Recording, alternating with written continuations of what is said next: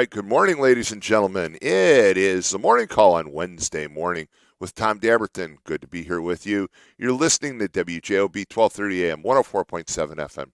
You may be listening to us also on the TuneIn app, Jed TV Live, and don't forget the YouTube Live experience now. So we've got lots of options for you to listen to us and see us. And it's great to be here on a Wednesday morning in early August, excuse me. Joe, I don't know, maybe I tripped and hit my head on the way in. I wish it was early April. Yeah, no, it's early August, but dog days is summer. It's going to be hot and warm this weekend. Gary Ayers show going on, so it'll be a good weekend to be outside. And with that, let's talk about traffic and weather. Traffic, basically, kind of the usual suspects at 6 a.m. Don't see a whole lot going on just yet, but give it a little time. Always kind of pops up suddenly. Don't forget that there is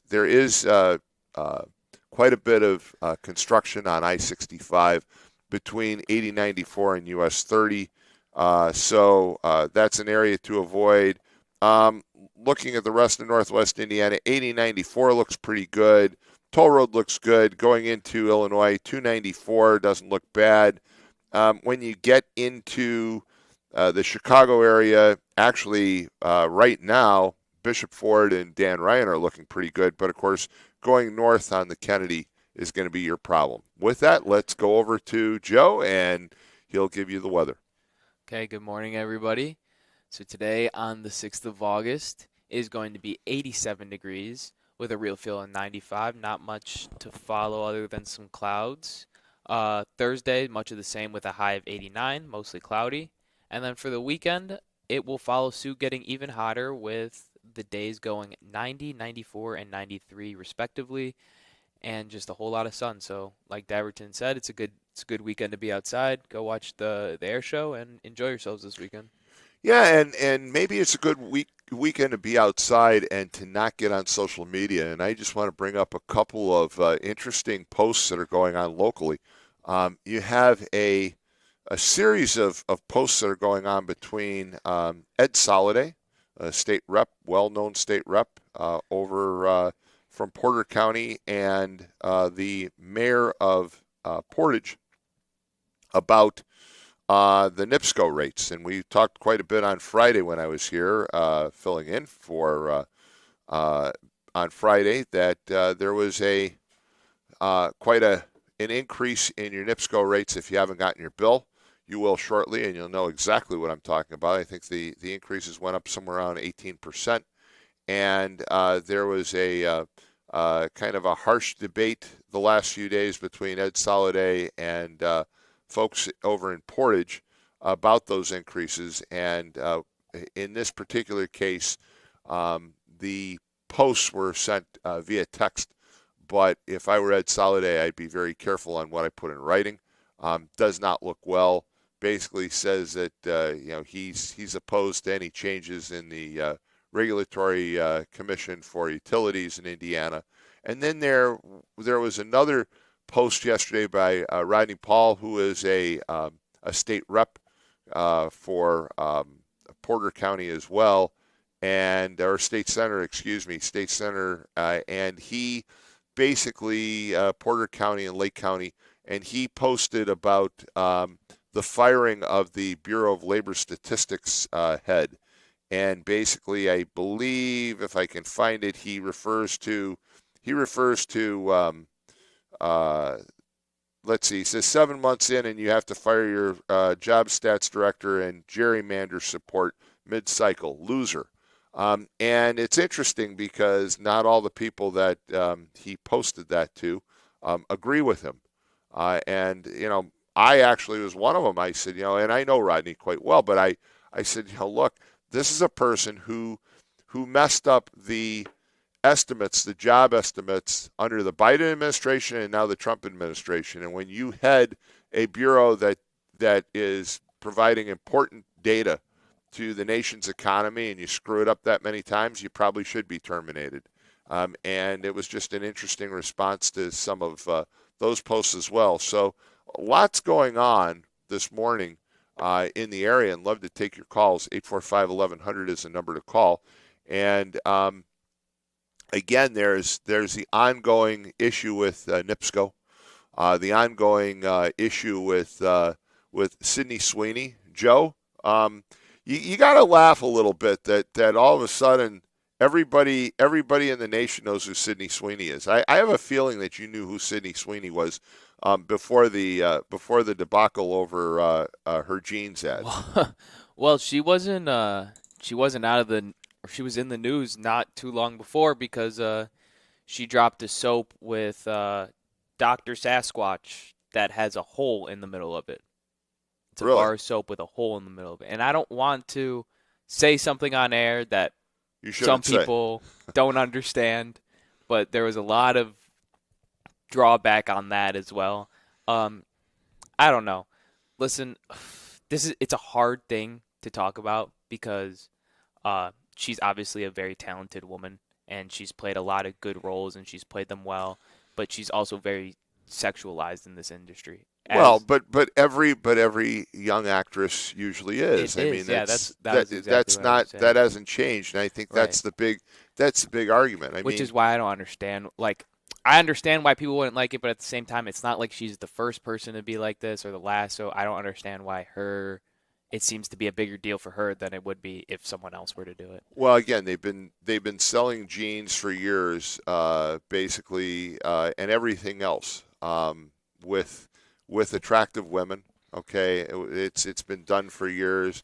I still remember the one commercial that sticks in my mind was actually for Pepsi, where you had oh my gosh, somebody help me out. The actress that or the model um, that did the Pepsi commercials in the 1980s. Okay, and I mean this has been going on for decades and decades. I mean Marilyn Monroe and Jane Mansfield back in the 1950s and 60s. I mean, the sexualization of advertising has been around for a long, long, long time. And it just amazes me that all of a sudden this becomes a political situation when it was just a harmless commercial promoting blue jeans. And she did a good job with it. Um, so, we seem to have this fascination with attractive women, and then all of a sudden people turn it into a political issue. And I think that part of the reason why she might have been targeted, I know they just said it came out that she's a Republican, but I read online that actually her political sentiments were known well before the last couple of weeks, and so that may be part of the motivation. Um, there's also this situation going on in Texas that is a little um, interesting, which is where the Democrats, who are the minority in the Texas House, have fled Texas to Illinois over gerrymandering. Okay, and they're saying that gerrymandering is wrong, and it disenfranchises voters. But the fact I'm is not familiar with the term. well, gerrymandering is when they create a district. Basically, most districts are supposed to be kind of represent the local people. All right, but a legislature legally can do this, where they create these very long, odd-shaped districts so that they can pick up one particular party or another. And so they're talking about redrawing the districts in Texas, basically so that the Republicans will have an advantage. All right. What's interesting about it, and I'm not a fan of gerrymandering, and I think gerrymandering should be illegal in the United States. It isn't, however. I don't totally understand why it isn't, but it isn't. And oddly enough, the state that they fled to was the state of Illinois. If you look at a map of Illinois districts, the probably the worst example of gerrymandering in the United States is the state of Illinois. They have districts that are 20 miles wide but run 100 miles long, just so it picks up a number of in that case Democratic voters. Well, I mean, it seems to me like the people flooding from Texas aren't against gerrymandering, they're against Republicans, right? So Well, if they it's are. gerrymandering against, or if they're gerrymandering and it works out for them, then why do they care? Right. Well, that's just it. So the Democrats are upset because the move in Texas would basically create five more Republican um, strong districts. And what's really funny is that they fled to Illinois. Um, Years ago, there was a similar move in the state of Indiana where the Indiana Democrats fled to Illinois so that they couldn't conduct business in the state legislature. And it served as a stalemate for a couple of weeks, and finally it resolved itself.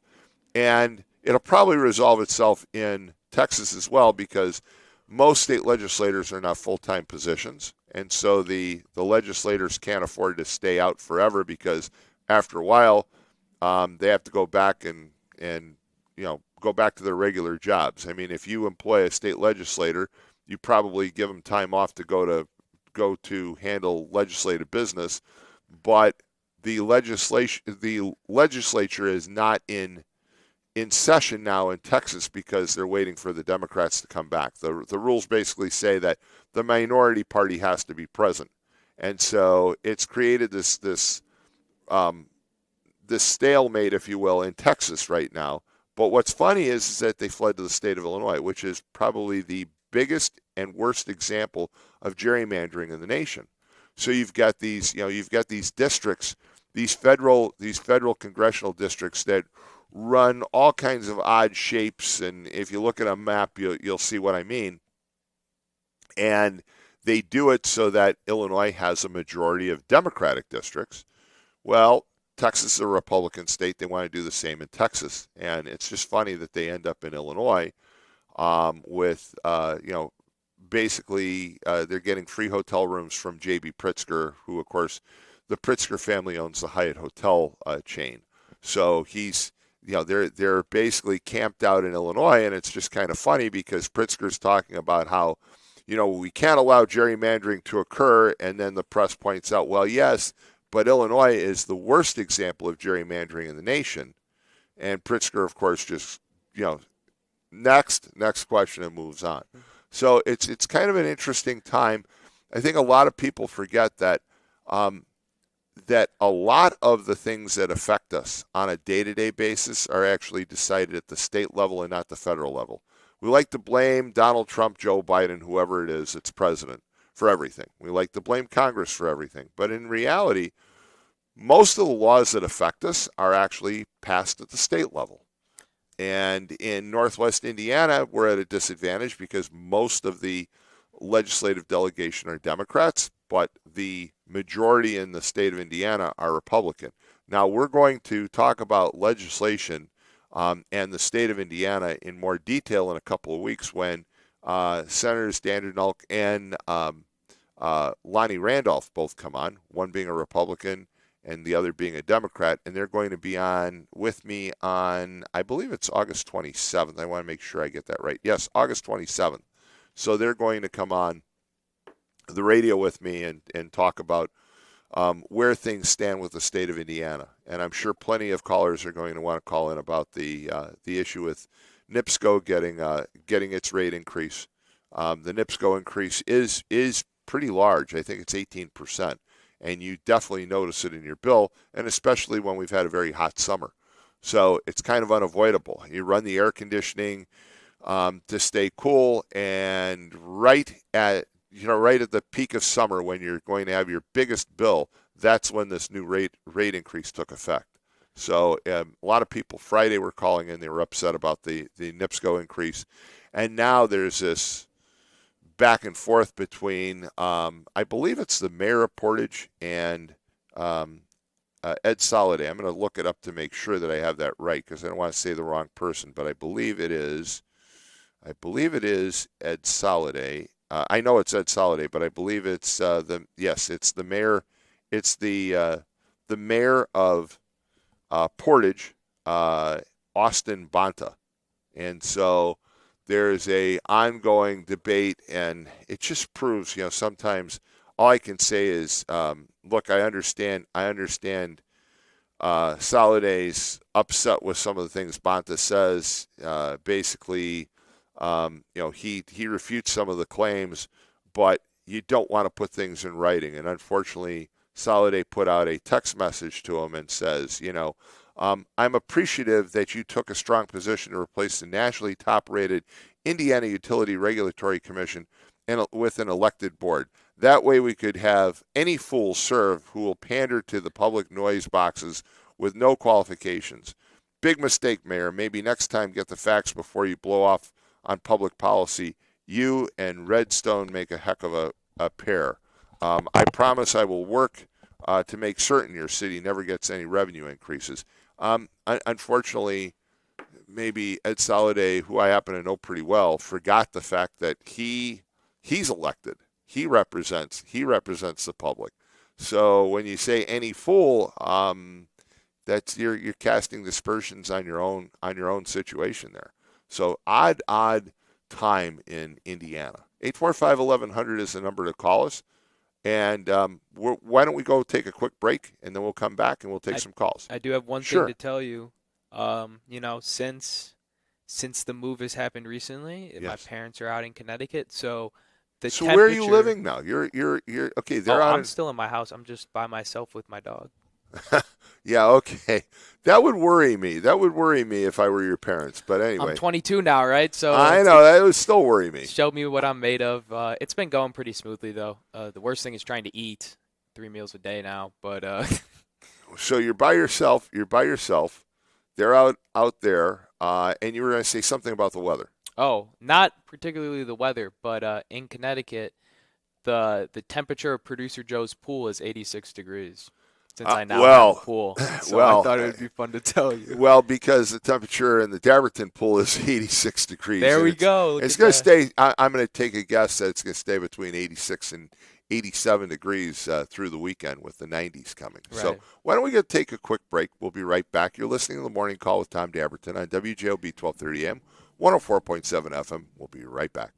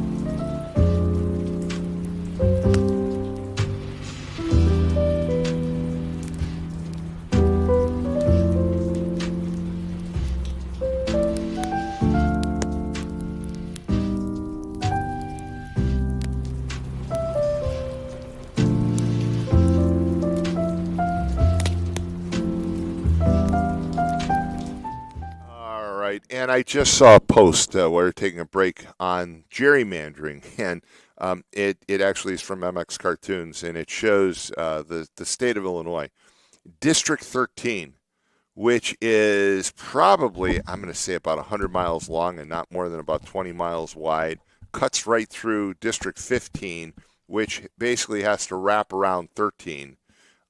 It's really it's kind of fun if you look at a map. I mean, Massachusetts is another one, but I think Illinois is a much larger state, so you get the idea of how these parties basically work to create these districts that basically protect certain individuals based on their party affiliation instead of representing just blocks of people. I mean, you assume that they're going to carve out the state and they're going to say, okay, well, Lake County and Porter County and Newton County, but in the state of Illinois, it'd be like Lake County running all the way down to, say, Lafayette. It's just a bizarre map, and it's more bizarre that the Democrats from Texas fled to Illinois, of all places. I mean, if you're going to argue against gerrymandering, you don't want to go to the kind of the capital of gerrymandering in the United States. 845-1100 is the number to call. At 7 o'clock this morning, we're going to be joined by Steve Flores. He is the current police chief in St. John, Indiana, and he is running for Lake County Sheriff, so he's going to be in. We had Maria Garcia-Trajkovic here Friday morning, and she spoke on the reasons why she wants to be a sheriff. Of course, there's a third candidate, Jason Gore, who we'll have on in the next couple of weeks as well. We want to be fair and have all three candidates, so we'll do that during the next couple of weeks. And as I said before, we're also going to have on the 27th, we'll have two state senators, one Republican, one Democrat, to talk about issues affecting the state of Indiana, especially the issue with NIPSCO. When you look at this, I mentioned earlier about the posts about the Bureau of Labor Statistics. Now, they use antiquated data gathering, which has been basically a criticism for some time, for some administrations. In fact, I saw where Barack Obama even brought up, and Barack Obama hasn't been in office for some time now. And he brought it up, I think, in 2009 or 2010, that the data that was gathered by BLS was fraught with problems. And he said, they really needed to come up with a new process and a new methodology. And so whether you like him or not, Donald Trump decided to do something about it and basically fired last Friday the head of BLS, because she was the same person who last year had to issue revisions on the data that was used during the Biden administration. And so, it made it look like the jobs numbers were much better than they were. She then issued a revision in the fall. It became a very political topic. And now she issued numbers again that basically had to be adjusted and found out that they were wrong. To me, it seems like when you have somebody that's not doing their job, who hasn't fixed the problem, then maybe it's time for that person to go. And I found it interesting because I voiced my opinion yesterday and got a number of people who responded and said, "No, you're wrong. Just because the information that she gave out was wrong, she at least owned up to the fact that it was wrong." My feeling is look, we shouldn't get wrong information in the first place. The stock market responds very quickly to trends on hiring trends in this nation. If we're building jobs, they respond positively. If it's negative, if we're losing jobs, obviously the stock market's going to go down. So it affects a lot of people. And my feeling is that if you're not doing your job, then you should be terminated. And some people took offense to that. So 845-1100, I guess the question to me is, if you are in charge of a process and the process is flawed and it's flawed, and especially if you work for government, should you be replaced or should you just be allowed to continue in that position? My own take is again, if you if you make mistakes, if you are in charge of a process that's flawed, you should either be fixing it or you should be terminated. Sean Duffy is the Secretary of Transportation. He's relatively new. He's come in and he's argued that part of the problem with air traffic in the United States is that we're running a system that's fraught with problems. And I hear this from both current and former pilots, airline pilots, that we have a system that basically supports air traffic that is antiquated and it needs to be updated and needs to be updated quickly. He went into the position arguing that fact. My question is, when he says that the problems with the system have been known all the way back to Bill Clinton, we're talking in the 1990s, folks, well over 20 years that the system has been broken and nothing's been done. And, isn't it about time to get people into public office where, especially these appointed cabinet level positions at the national level, if you're responsible for data and information and the security and safety of millions of lives as it relates to air traffic control, shouldn't that system be a priority and shouldn't it be updated? We update, I get updates constantly on Windows and on Microsoft Office. I get updates almost daily on the apps on my phone. So why wouldn't we be updating air traffic control systems? Why wouldn't we be updating the systems that the Bureau of Labor Statistics uses to determine the jobs report, which of course affects the stock market so significantly? So why wouldn't we update that stuff? And why wouldn't we have individuals that go in and say, we've got to do something? And it's just very interesting. There's actually some pushback already about Sean Duffy that, well, why haven't you done anything yet? Okay, he's only been in the position for 6 months roughly, so I'll give him a little time. But if we're sitting here a year or two from now and nothing has happened, or there's not a clear path to updating that system, then once again, my view is that if you're not doing your job and you are being basically supported by the taxpayer, then you have a responsibility to respond quickly. And if you don't, then you should be replaced. And I think that should be the approach for all federal officials. That if you're not doing your job, you should be replaced.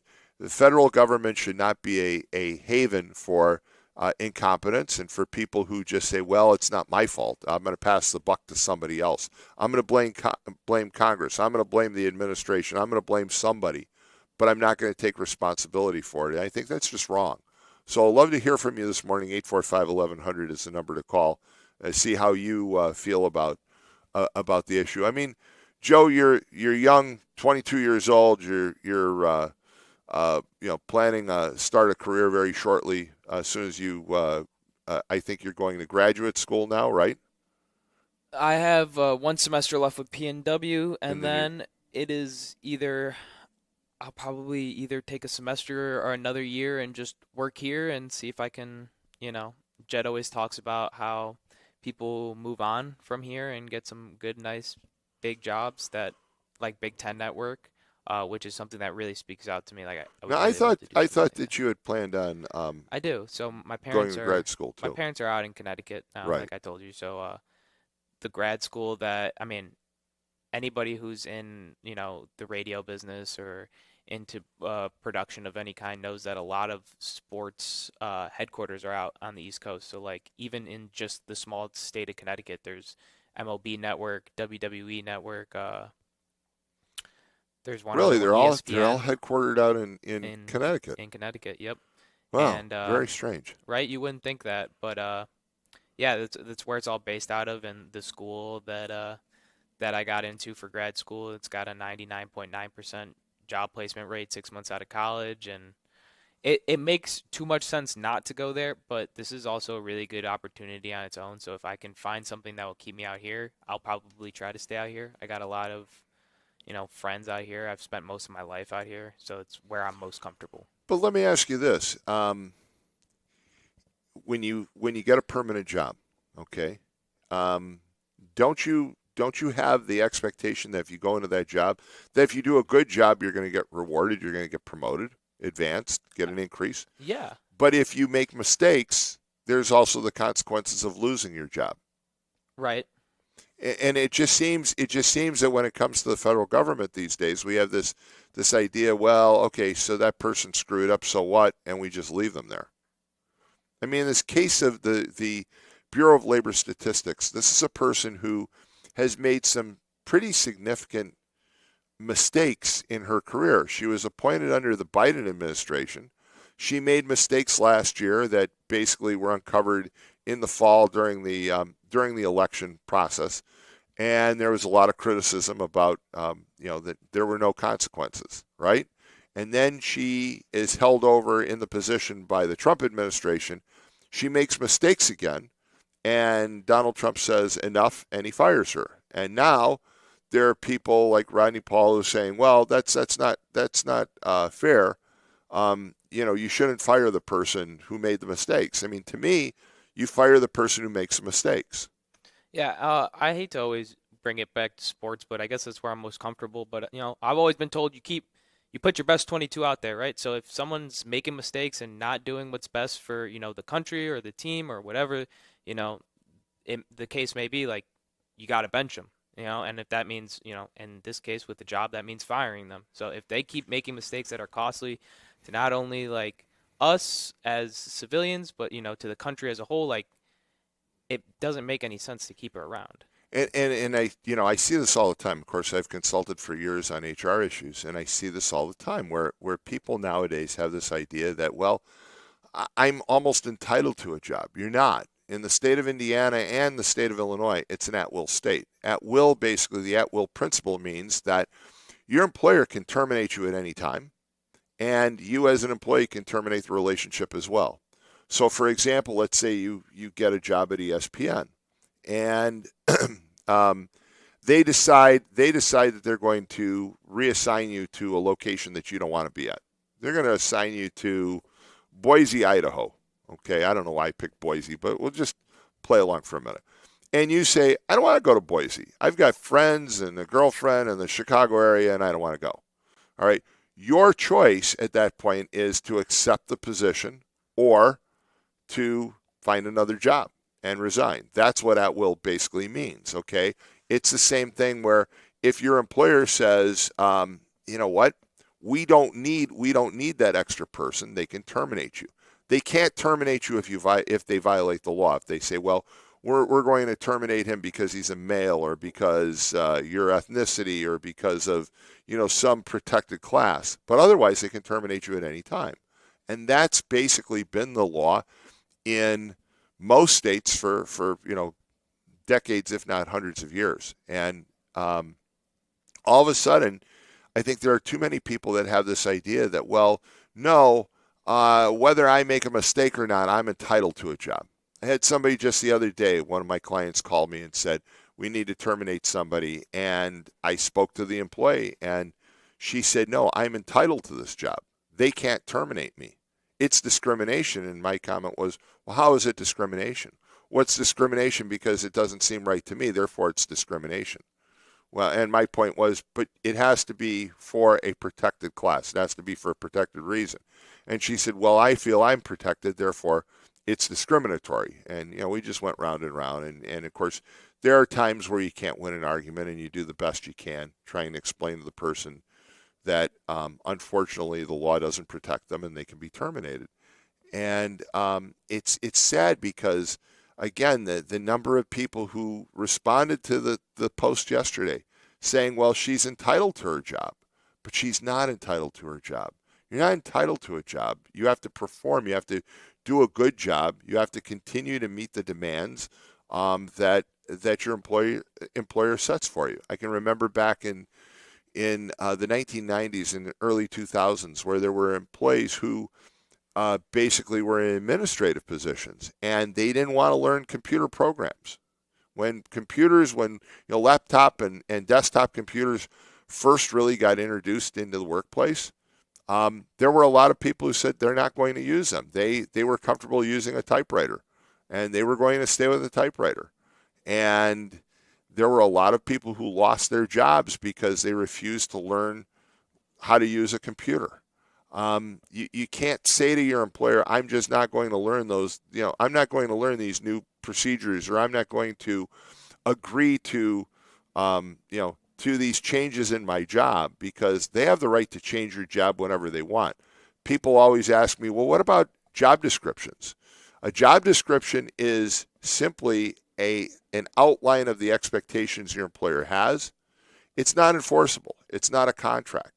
People have the idea, well, it's not in my job description, therefore I don't have to do it. Most job descriptions, by the way, and certainly if I've written them, says all other duties is assigned. Okay, so you can basically, it means that unless it's illegal, you can basically have the employee do whatever you expect them to do. And I've seen people before who say, I'm not going to put paper in the copy machine. I'm not going to shut off the lights at work. I'm not going to do all these things. And they can't do that. They don't have any legal basis. Do we have a caller? We do. We should actually probably go to a break. I just wanted to say that I don't understand entitlement. I feel like that's there's very few cases where entitlement actually makes sense to people. And when you're talking about this job description, I can't help but think about, our own company of WJLB. I mean, a majority of it is ran through Matt and Adriana, and they're younger than I am. They pick up everything that they're ever asked. They never ask any questions, and I feel like that should be the mentality. I mean, that's the way I grew up. That's the way I was taught. Obviously, that's the way Matt and Adriana were taught. And to think that there are people older than us that feel differently is kind of strange, I guess. There are lots of people that feel that way. Let's take the call, and then we'll go to a break. Okay. Good morning. You're on the air. Hey, John. It's Vinny. Good morning. Good morning. Hey, how you doing today? Fine. How are you? I'm good. Hey, me and Sandy were just talking. I don't know if you heard about Trucker Mike. I know that Trucker Mike has had some additional health issues. Yes. Yeah, our thoughts and prayers go out to Trucker Mike, because you know everything we've been through and all that, and everything WJOB's done for us. I feel bad for Trucker Mike, and I just want to put that out there.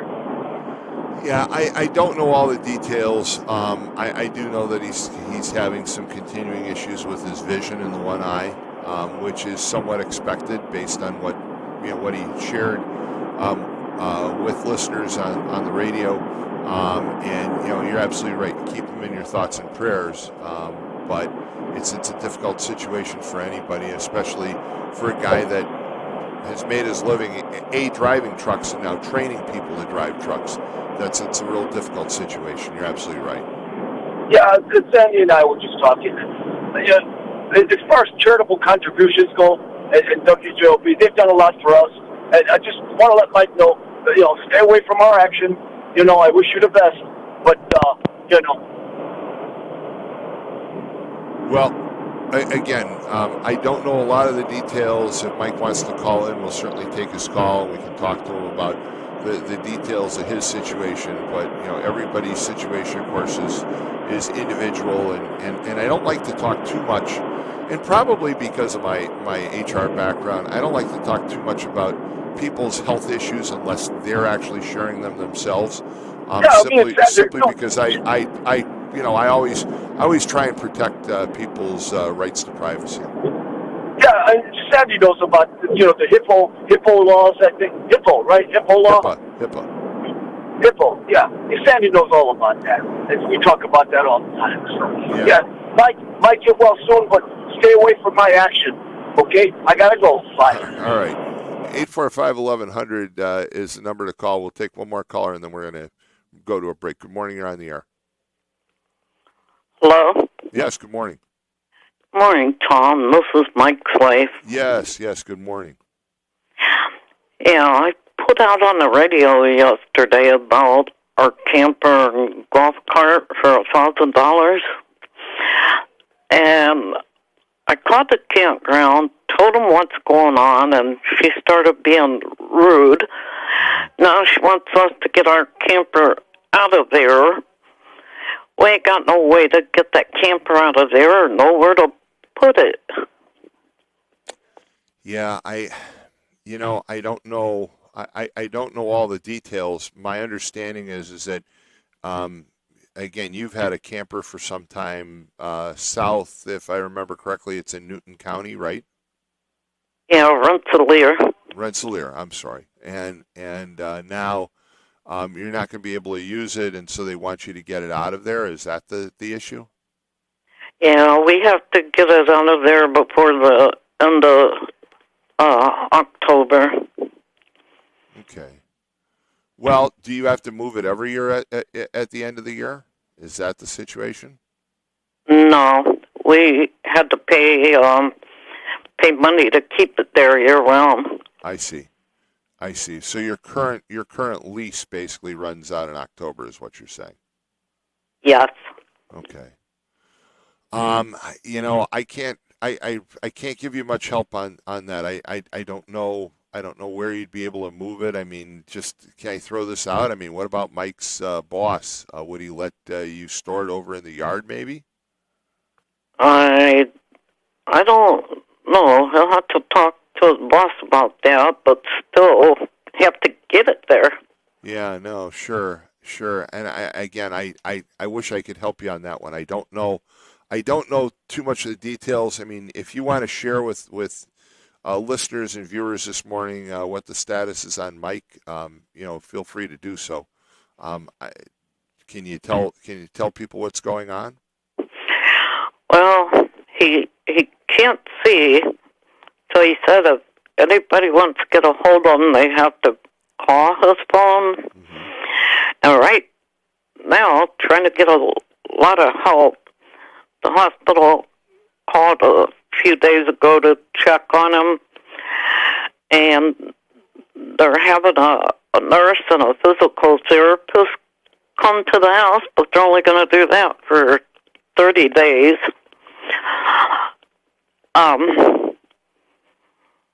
He can't take a shower because he's dizzy and lightheaded, isn't it? I can't help him because I got major back problems.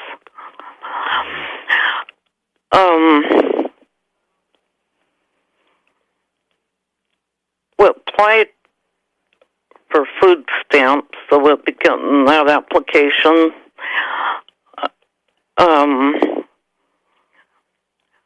We need to get somebody to go to the post office and get a hardship application. So I guess that they'll bring our mail to the porch or put a mailbox by there. I don't know how that works.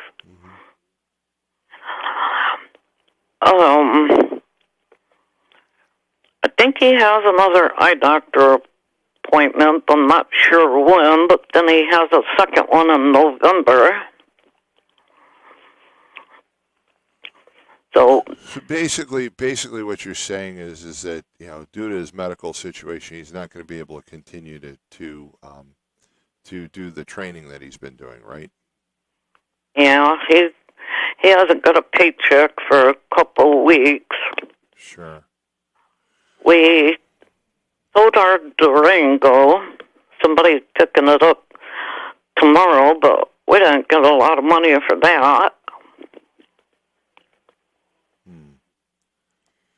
Yeah, this is a difficult situation to hear about, and I wish you the very best. I know that you've a mutual friend has informed me that you've gone out and you've sought some assistance from a couple of different sites, and as you said, some of that's pending.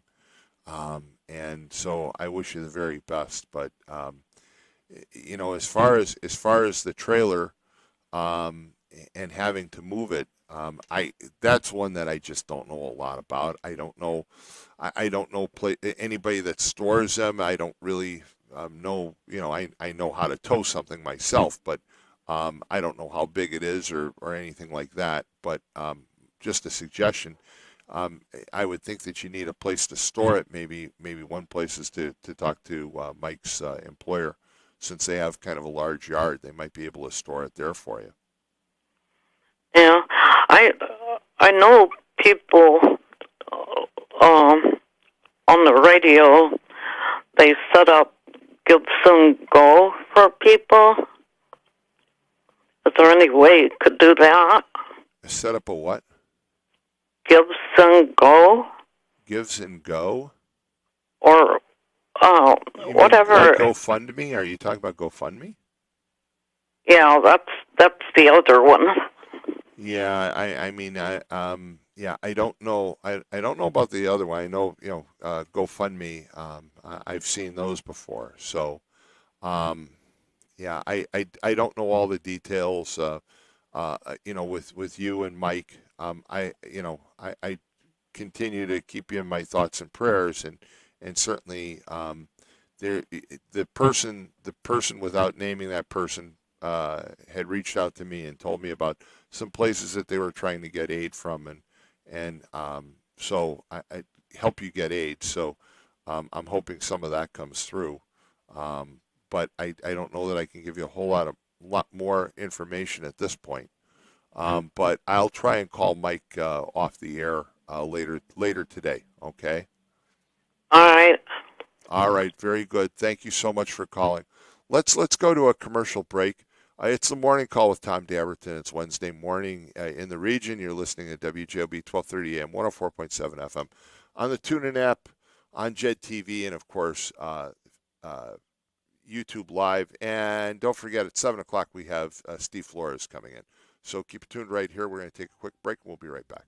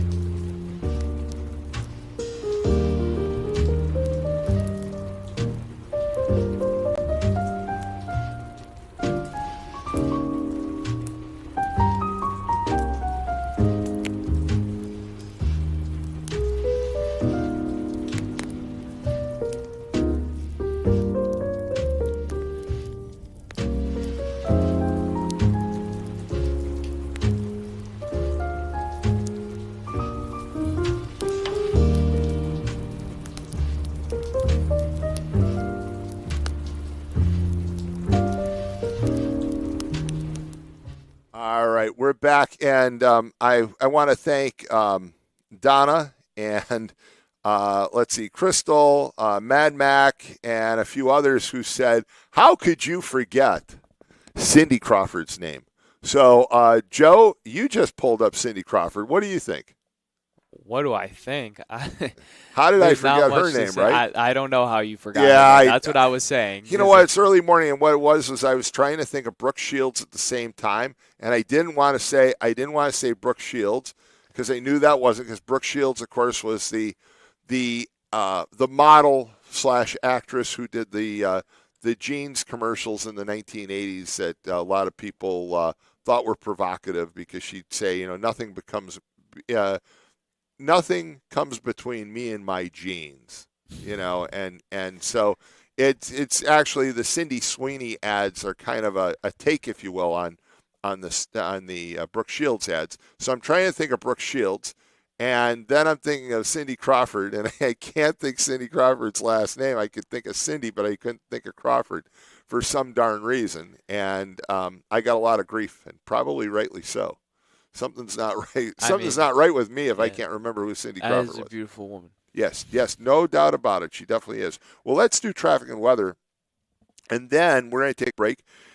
Get Chief Steve Flores in here, and we're going to talk to Steve Flores. You actually have one caller if you want to take that. Yeah, real let's quick? take the caller, and then we'll right. do traffic and weather, and then we'll get our guest on. Sounds like a plan. Good morning. You're on the air. Hey, I am got to say that entitlement to me is more than just wanting a job. It's acting like, it's U.S. citizens acting like they understand how the banking system works here in the United States. The fact that the president had the power to fire that woman from the Federal Reserve is a gift from God. The Federal Reserve isn't even federal. It's a private banking cartel with a bunch of banks. And their interest is not, and I'm not talking about how they make money, their interests do not lie to help the American people. It lies to help the banks that fund them. And if they get into trouble, they can just print their way out of it. So anyone defending the Federal Reserve is literally defending our slave owner. In my opinion. And if you take out race and everything else, we are owned by the people that have the ability to print our money and devalue it at their will when they're at a loss, not when we're at a loss. And I'm sorry, Brad, Tom.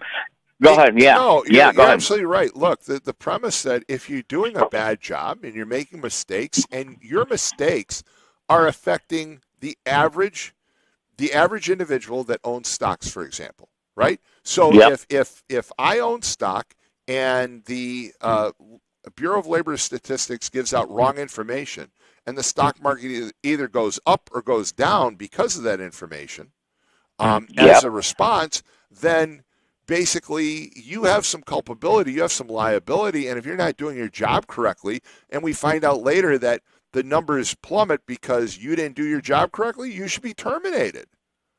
I don't understand why people are defending it. I don't either, but yet yesterday there's more than 100 posts. Rodney Paul, who's again a state senator, Democratic state senator, nice guy, but he posted about that, how, basically taking exception that Trump had fired this woman. And to me, I don't care if you're a Democrat or a Republican. If she's made this mistake before and she's in charge, somebody should be responsible. In fact, one response to me was, what about the other people that work for her? Shouldn't they be fired too? And my point was maybe. But certainly you hold the top accountable. Go ahead. Oh, sorry. Yes, you'd absolutely hold the top accountable. And I don't understand. It's like the smallest thing happens and everybody jumps on the train of defending the person. It's like, no, these people are costing us so much money. The reason why everything is at a standstill is because they will not let liquidity come into the system at an affordable rate. So businesses can't make money to create demand. They can't make stuff to create demand. They can't even get it out there to market it. And they continue to do this for us, or they continue to do this, and they've been doing this since 1913. Nobody ever wanted the Federal Reserve. Go look up Jekyll Island and how J.P. Morgan and these guys all got together one day and said, hey, you know what? We're going to buy the United States currency, and we're going to basically control it from there. And I think what's happening right now is we're turning to back to an asset-based economy, an asset-based everything. Everything has to be backed by gold or an asset like crypto or oil or property, anything. Everything will be tokenized. This is being put forth by the Bank of International Settlements, which basically owns the Fed. and they're setting the rules, and all of this has to go into place now. And Congress, I'm sorry, they're the weakest people in this link because they have the control to stop the Federal Reserve from what they're doing, reconsider something else for us to actually have a better form of money, or at least an availability to it. And I'm sorry, but that's where cryptocurrency comes in, because you're going to be able to borrow from people that own cryptocurrency and companies that have it in their treasuries versus going to the Fed. And that's the big worry. And that's where the world's going to change, and that's where we have a massive transfer of wealth happening that nobody wants to see because they're worried about, complaining that somebody lost their job, whether it was their race, their sex, or the gender they decided to be that hour, or the fact that they just are doing a bad job and nobody wants to be the bad guy. It's getting ridiculous, and it's hurting everyone. We have to stand up. We're losing our ability as Americans to be strong anymore, and we cave all the time. And I mean, if I got to wake up early and stay up late and try and get the word out, then I guess that's my job, and thank you for letting me have the medium to do it on, Tom. Every Wednesday, you come and pay it forward. It's amazing. I appreciate it. Well, it's always fun to talk with you, Brad, and you sum things up very well. But again, the idea that if you, especially if you're in a management position, if you don't do your job correctly, then you should be replaced. I mean, we sit there are millions of people in this nation who go to work every day and they say, there's no accountability with my boss. My boss isn't doing their job and they should be replaced. And whether you like the guy or not, Donald Trump basically said, okay, enough of this. We're replacing the director of the Bureau of Labor Statistics because she's made too many mistakes. And they said, well, the formulas are bad and everything else is bad. But my point is, if there was something wrong, then she should have been out there, basically screaming and hollering that we need to get money to fix this or we need to change policy, whatever the case may be. Not just sitting there saying, oh, okay, well, I'll just give out false information and let the chips fall where they may. That's wrong. And so I'm glad you agree. Hey, I think it's premeditated. Yeah, I do too. Hey, Toto, Men at Work, and Christopher Cross this Saturday at Live Nation. Look it up. It's going to be a great show. Have a good week. All right. Thanks so much. Why don't we go ahead and we'll take a quick break. We're right at 7 o'clock. It's WJLB 1230 AM, 104.7 FM. This is a morning call with Tom Dabertin. When we come back, Chief Steve Flores of the town of St. John is going to join me, and he's also a candidate for Lake County Sheriff. So stay tuned. We'll be right back after these commercial announcements.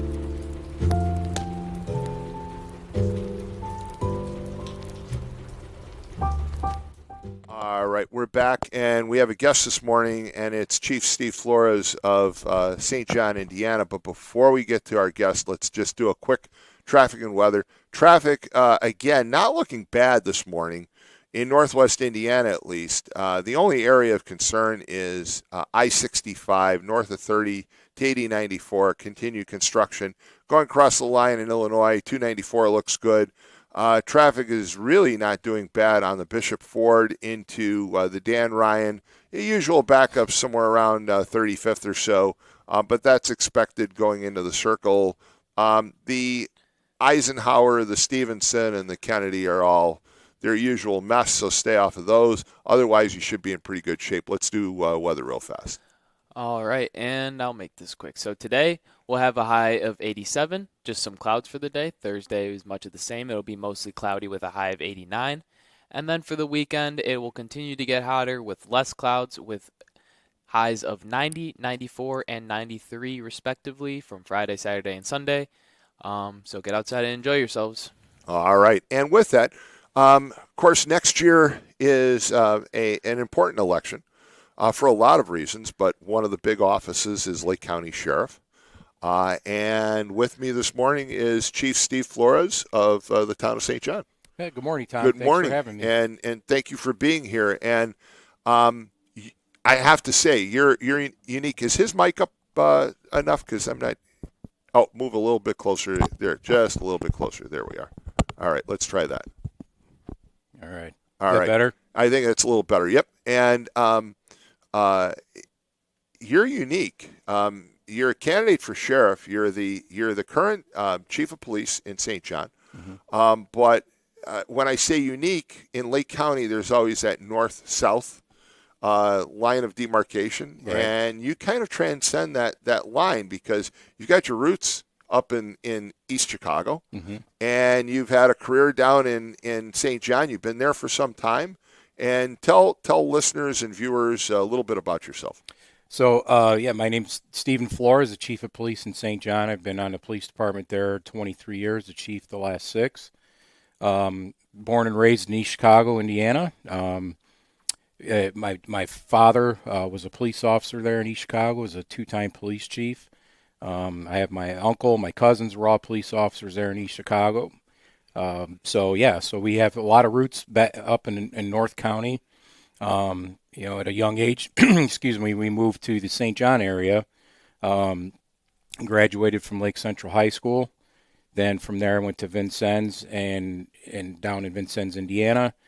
And then after that, after I graduated from there, I had a couple other jobs, did a short stint on East Chicago Fire Department, and then got hired by the Lake County Sheriff's Department. They're the ones that put me through the academy. I was there for a short time and then got hired in St. John and just kind of moved through the ranks from patrol officer. I worked a dog for almost 9 years, and then after I retired him, I became a detective. And then just kind of moved up through the ranks there as a commander, and in 2020 I got appointed as police chief. Yeah, and of course St. John Police Department, very well respected police department. All the departments in Lake County are, but St. John certainly is well respected, well run, and a lot of that goes back to you. Well, thank you. And you're looking to run for sheriff. Why run for sheriff? Well, it's something I always wanted to do, and even as a young police officer, I always thought to myself, I obviously I looked up to my dad and his role as a leader in law enforcement in the community, and obviously I wanted to be just like him. So, even as a young police officer, I always said, that would be something that I would consider later on in my career, depending on where my career took me. I love giving back to the community and giving back to the people. And I think one of the big things that I really that made my mind up was once I became chief, some of the collaboration that I was able to do amongst all the police departments in the county. So in my role now, I work with the police departments, other chiefs almost on a daily basis. And that's because not only as the police chief, but I'm the vice president of the Indiana Association of Chiefs of Police. Next year I'll be the president. I'm the president of the local organization, which is 5 counties in Northwest Indiana, the president of Northwest Regional SWAT Team, and the president of the South County Crash Reconstruction Team. So amongst all those, we're working with agencies all the time, collaborating, for law enforcement, for public safety. So with that experience and the relationships I've built, not only in the law enforcement community, but downstate, we go down there a lot to advocate for law enforcement when they're in session. We've had meetings with Lieutenant Governor in regards to mental health. So with all that, a lot of people have said, hey, everything you've done and the experience you have and the relationships that you've built and things you've been able to do, you should really consider running for sheriff. So and again, I've always had an interest in it. But actually, what really made my mind up is one time I had a dream, and my dad, obviously, he's passed away, and in that dream, he told me, he's like, you have to do this. You've got to do it for law enforcement. This is a passion of yours. This is all you've ever wanted to do since you were little. Do it. So when I woke up that morning, my mind was made up. Well, and I want to mention, too, that, of course, I've done some training for the town of St. John before. You have. And our paths have crossed. And I have to say, you're very well respected within the town of St. John. Thank you. When I done the trainings, your officers have said, they're very, very pleased. They're very happy with the leadership. So you're doing a good job there. Thank you. So hopefully that would translate, obviously, into your position as sheriff. We have a couple of callers, so let's go to those callers and see what they have to say. Good morning, you're on the air. Hold on, let me step away from the table. Excuse me. Steve? Yes, sir. MX. How you doing? Pretty good. Are you going to be like a play musical chairs and an office jumper like this Gina Pimenta? She just got into this recording, and now she's going to do the auditor. And another thing, I got to come clean with this. That guy you were chasing on that dirt bike wasn't MX. It was Jimmy D-Lo, and I want you to arrest him. Love you guys, but this Gina Pimenta, I mean, don't you like your job? I got to let you go. I'm with the boys eating, okay? All right, take care. Thank you. Yeah, I'm in law enforcement. I'm a police officer, so that's my passion. It's all I've ever done. I have no interest in doing anything else. Since the day I was born, that was my dream, and that's where I'm at, and that's where I'm going to stay. So your only focus is law enforcement. You're not looking to launch a career into politics. No, you want to be sheriff, but that's it. I'm a police officer first and forever. I have a question. Sure. So I am obsessed with police shows. I watch them literally day and night. So, if this was something that you had planned for your entire life, like this was your goal to become a police officer, eventually sheriff, did you ever think about going somewhere that maybe was a little more, what's the proper word for it, like somewhere like, LA or like Chicago, like the city where there's more to do, I guess? I did, actually. Years ago, my brother and my cousin and my uncle lived in Indianapolis. So I did apply to Indy Metro, went through their process, and I think they had given me a conditional offer of employment at that time, but then they all moved back here. So I would have been the only one down there, so I'm like, well, I'm not going to go down there and be by myself, so I didn't end up taking a job. But there's, my heart's in Lake County. I've, born and raised here. We've got a lot of family, friends here. There's more than enough to do here in Lake County. And I was going to say, there's a lot to do in Lake County. I mean, St. John is a very very nice, well-respected community. Probably not a lot of crime in itself, but you've got US 41 running right through it. Correct. For example, and that's a pipeline for all kinds of problems. Sure. In fact, I just had a situation that occurred Monday morning by me where there was a car that got stopped. And the person bailed. It was a stolen car. Mm-hmm. She ran down the alley. She tried to get into our back fence. Oh, wow. And you could see it on the cameras. Right. And so I got a hold of Andy Short, the Hammond police chief, and I said, just in case you're looking for this person, he said, nope, we got her. He said she was the one. She bailed from the car. And, again, it was I believe, a car stolen out of Illinois. Mm-hmm. But the license plate readers caught it. They stopped her. She bailed. She ran, down the neighborhood, through the neighborhood, trying to get in our yard and everybody else's, and they caught her. But you have the same situation in St. John all the time. We do. We are a great community. We're one of the safest communities, in the top 5 every year for the state of Indiana. But you're right. I mean, being our close proximity to the city, sometimes we see some of that comes over here, but. Tom, when I started in St. John, I think we had just shy of 8,000 people. We're about 23,000 now. So we've grown, obviously, leaps and bounds, and we still are. Every day they're building homes and businesses there. So we're getting bigger and bigger, and as it gets bigger, you get busier. Right, and big, beautiful, expensive homes also are a magnet for problems. Yeah. And so you have to deal with just about every type of situation you can imagine. Exactly. I think we have another caller, correct? Yep. So let's take that caller. Good morning. You're on the air. Hey, Steve. Good morning. How you doing? Good. How are you? Good. Hey, what's your relationship with the outgoing sheriff, Oscar Martinez?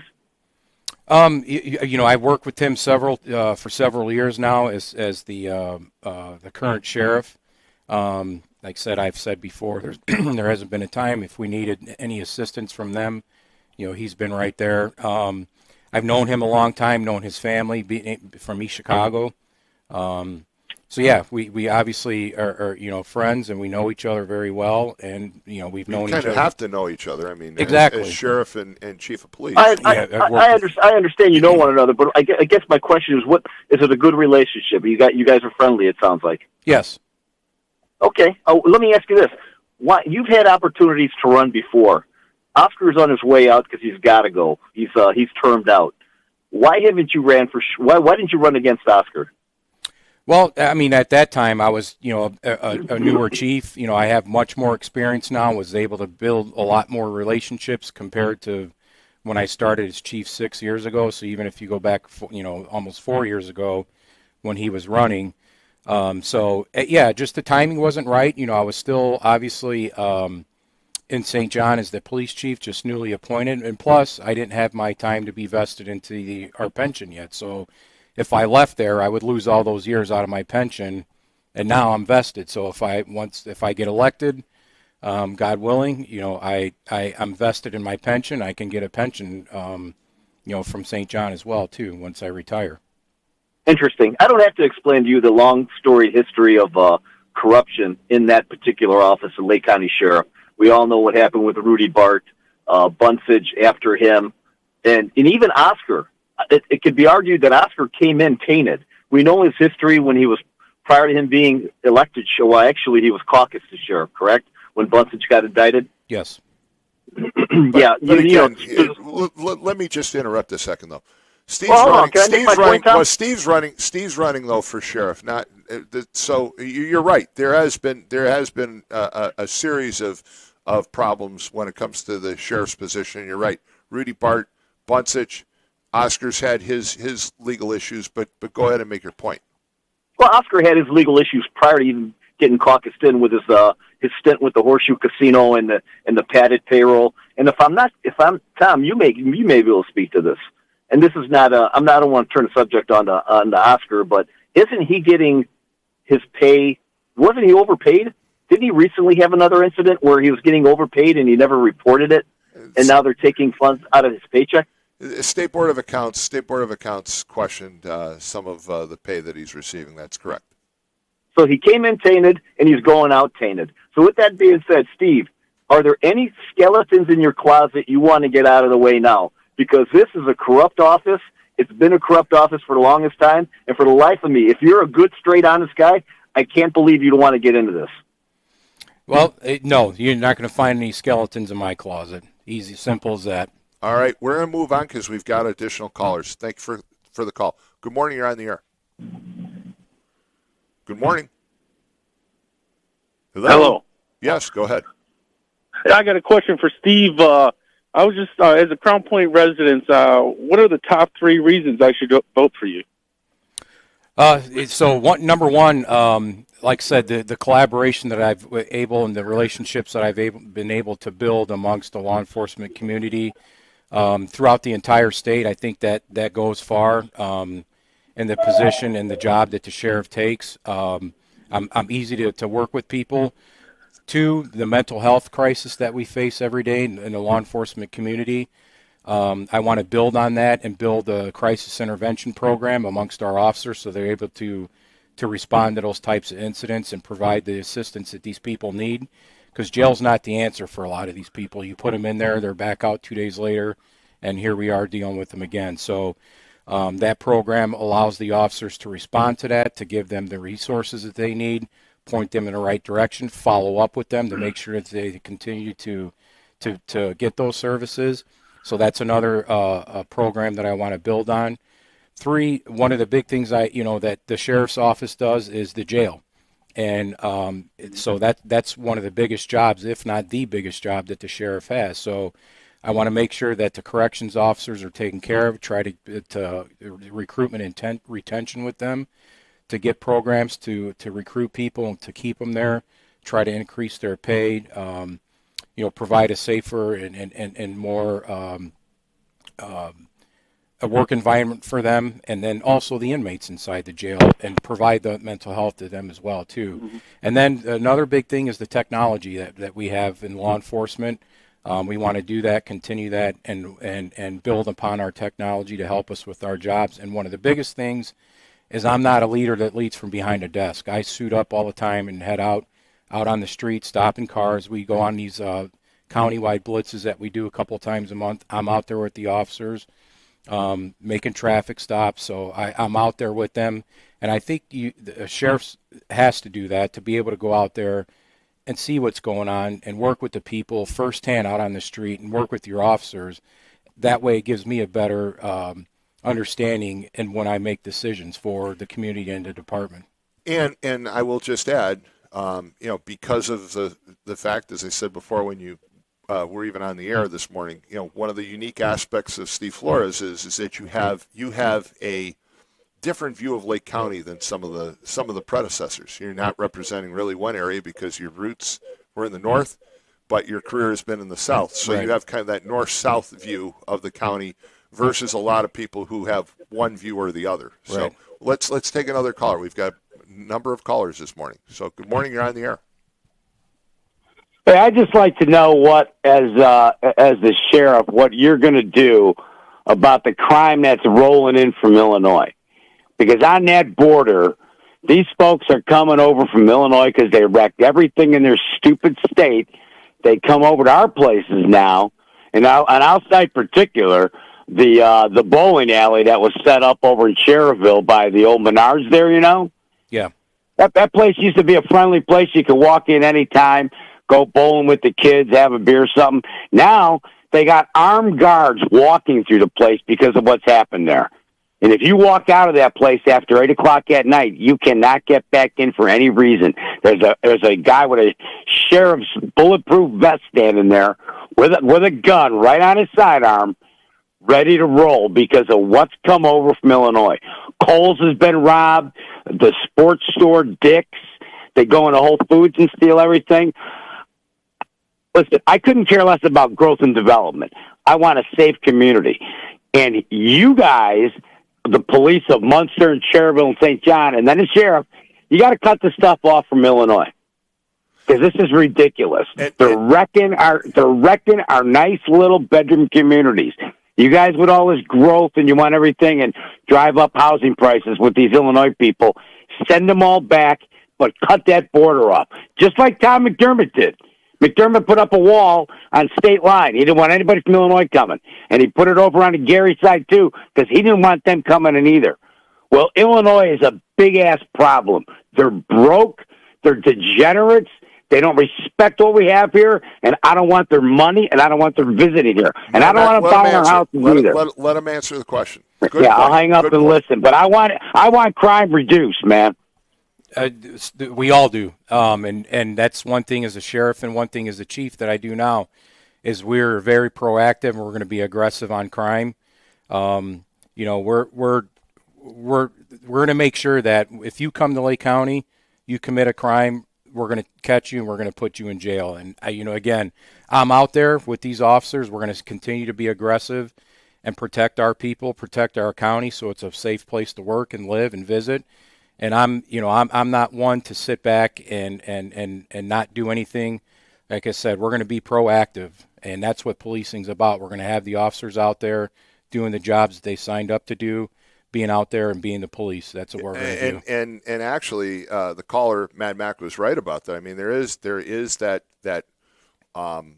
overflow, if you will, of crime from Illinois. And I remember a couple of years ago, in fact, your deputy chief helped catch a let's see, it was a carjacking suspect, literally a block from my house. And I happen to know your deputy chief, and he and one of the Whiting police officers and a Hammond police officer caught the guy on foot running through the yards, and I'm standing out there like a fool. I don't know what's going on. Mm-hmm. And I see all these squad cars going through, so I go outside, and they're screaming at me, "Get back in your house," because this guy's got a gun, right. And it was Dave Demeter. It was. And he and Milford Hale, and I forget the Hammond police officer, who tackled the guy, and literally it was like, Joe is mentioning about television shows. It was a television, it was so hard to believe that it was happening in front of my house. You're watching it live. It was like I was watching a television show. Yeah, except that I saw these guys with their guns out, and they jump on the guy and take him out right literally, a few hundred feet from my front gate. Yeah, I can tell you this, Tom, since we started doing those joint efforts, the blitzes that we do countywide, when we do those, it's pretty much all the police departments throughout the county that work together on those efforts. When we first started doing those, just after COVID, we were getting in, and I'm not over-exaggerating, we would get in 10, 12, 15 pursuits a night, in one night. Really? And large majority of those would go right back to the city. So we've been aggressive on that, and we've been out there, and it's helped, and it showed. I mean, we're lucky if we get in one now. So has the word gotten out to Illinois criminals that you're not coming to Indiana? Absolutely. Even when we work with the Chicago Police Department, a lot of those officers will show up and they'll tell us, thank God that you be lucky that you guys can be out there and be the police and do what you do. And the word has gotten out that you guys do that, and people know and people talk. And when we're out there, some of these places, they're like a ghost town because there's 15, 20, 25 of us just targeting certain areas that need to be targeted, and we're going to continue that. I mean, it's just amazing. If I remember correctly, that chase, it actually at some point came through US 30 and St. John, and then ended up north by me, and that's where you finally caught the guy. And it was just crazy that you've got, all these jurisdictions that got involved, but thankfully everybody works together, as you said, exactly, and are able to target these individuals. We have some more callers, so let's go to those callers. We'll go to those callers, and we'll take the break because we may as well continue this right now. Go ahead. Good morning, you're on Good morning. Good morning, Chief. Good morning. How are you? Good. I believe you're going to win, but Steve, you're not getting my vote in any way. And here's why. I believe in the old adage, you lay with dogs, you get fleas. And every opportunity I see, you're shaking hands and hugging Oscar Martinez. And we've had enough of the corruption, enough of the money behind the scenes disappearing, so on and so forth. And I'll talk to everybody I can to make sure we don't have any more of that, and you're just too tight with them. You're not getting my vote. Okay. Fair enough. All right. We have another caller. Good morning. You're on the air. Yeah, hello. Yes.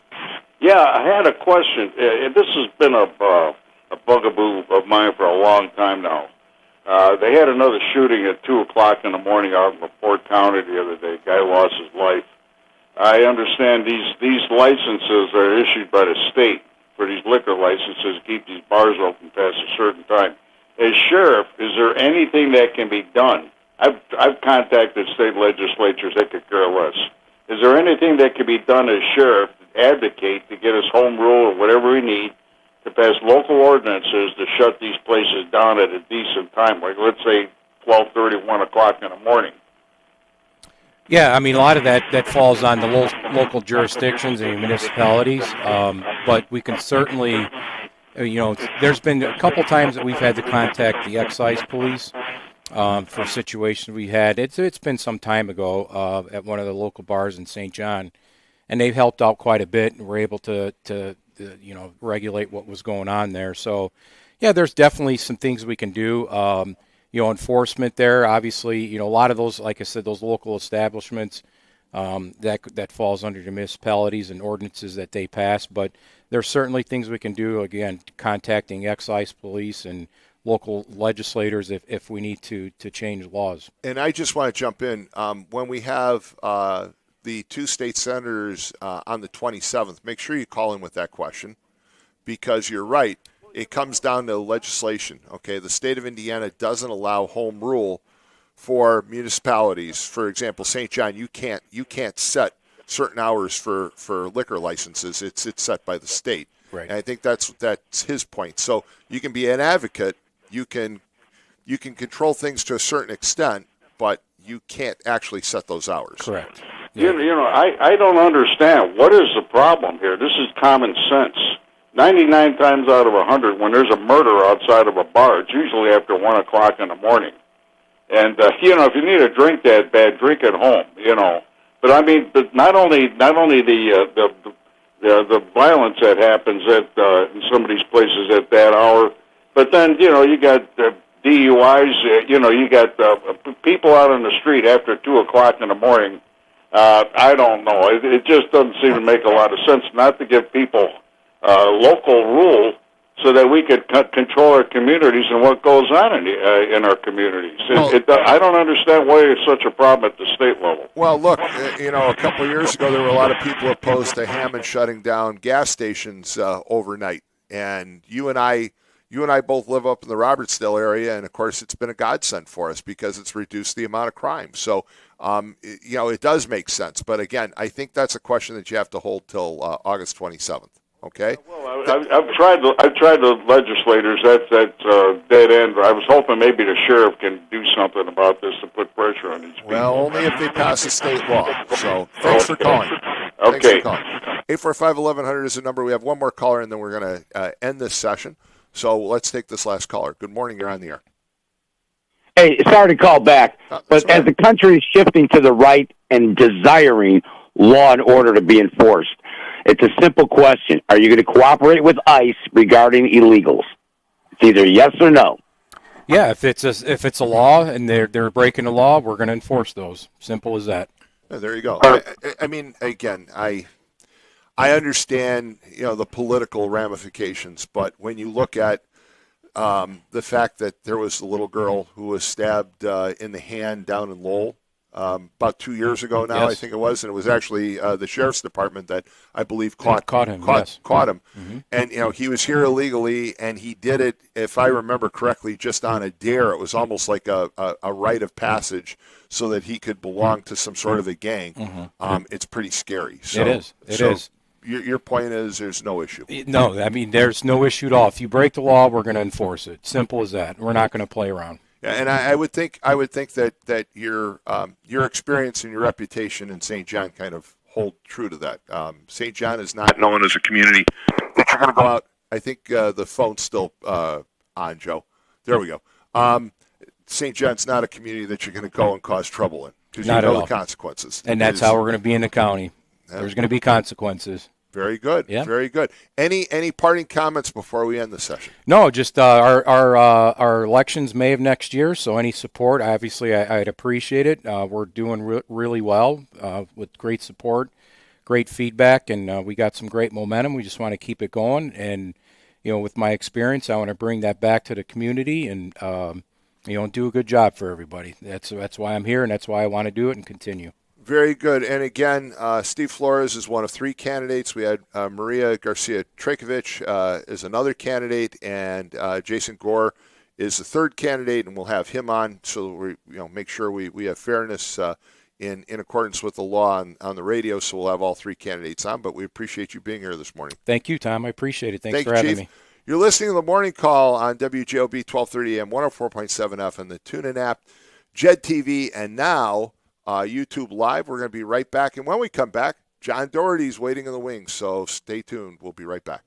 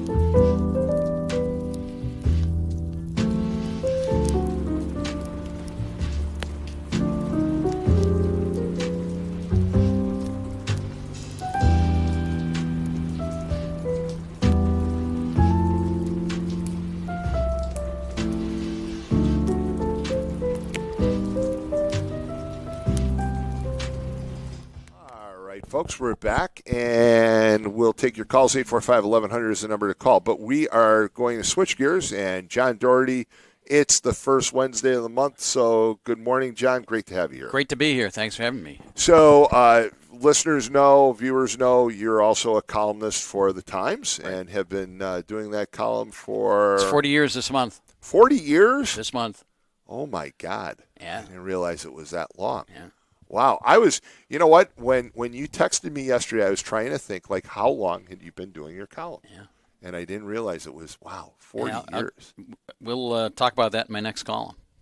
Wow. Paul Mullaney in 1985 brought me into the Times and asked me if I would do this. And you know what?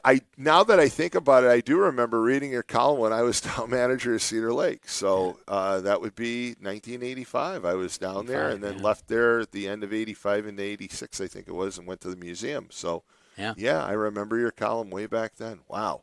But you wrote you always write some very thought-provoking columns, and no surprise, this week's column is another thought-provoking one. And tell listeners and viewers what it was on.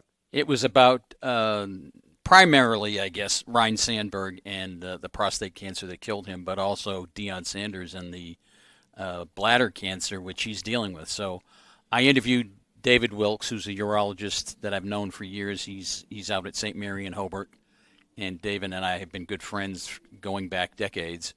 And also Mike Tallarico, an oncologist with Northwest Cancer Centers in Dyer.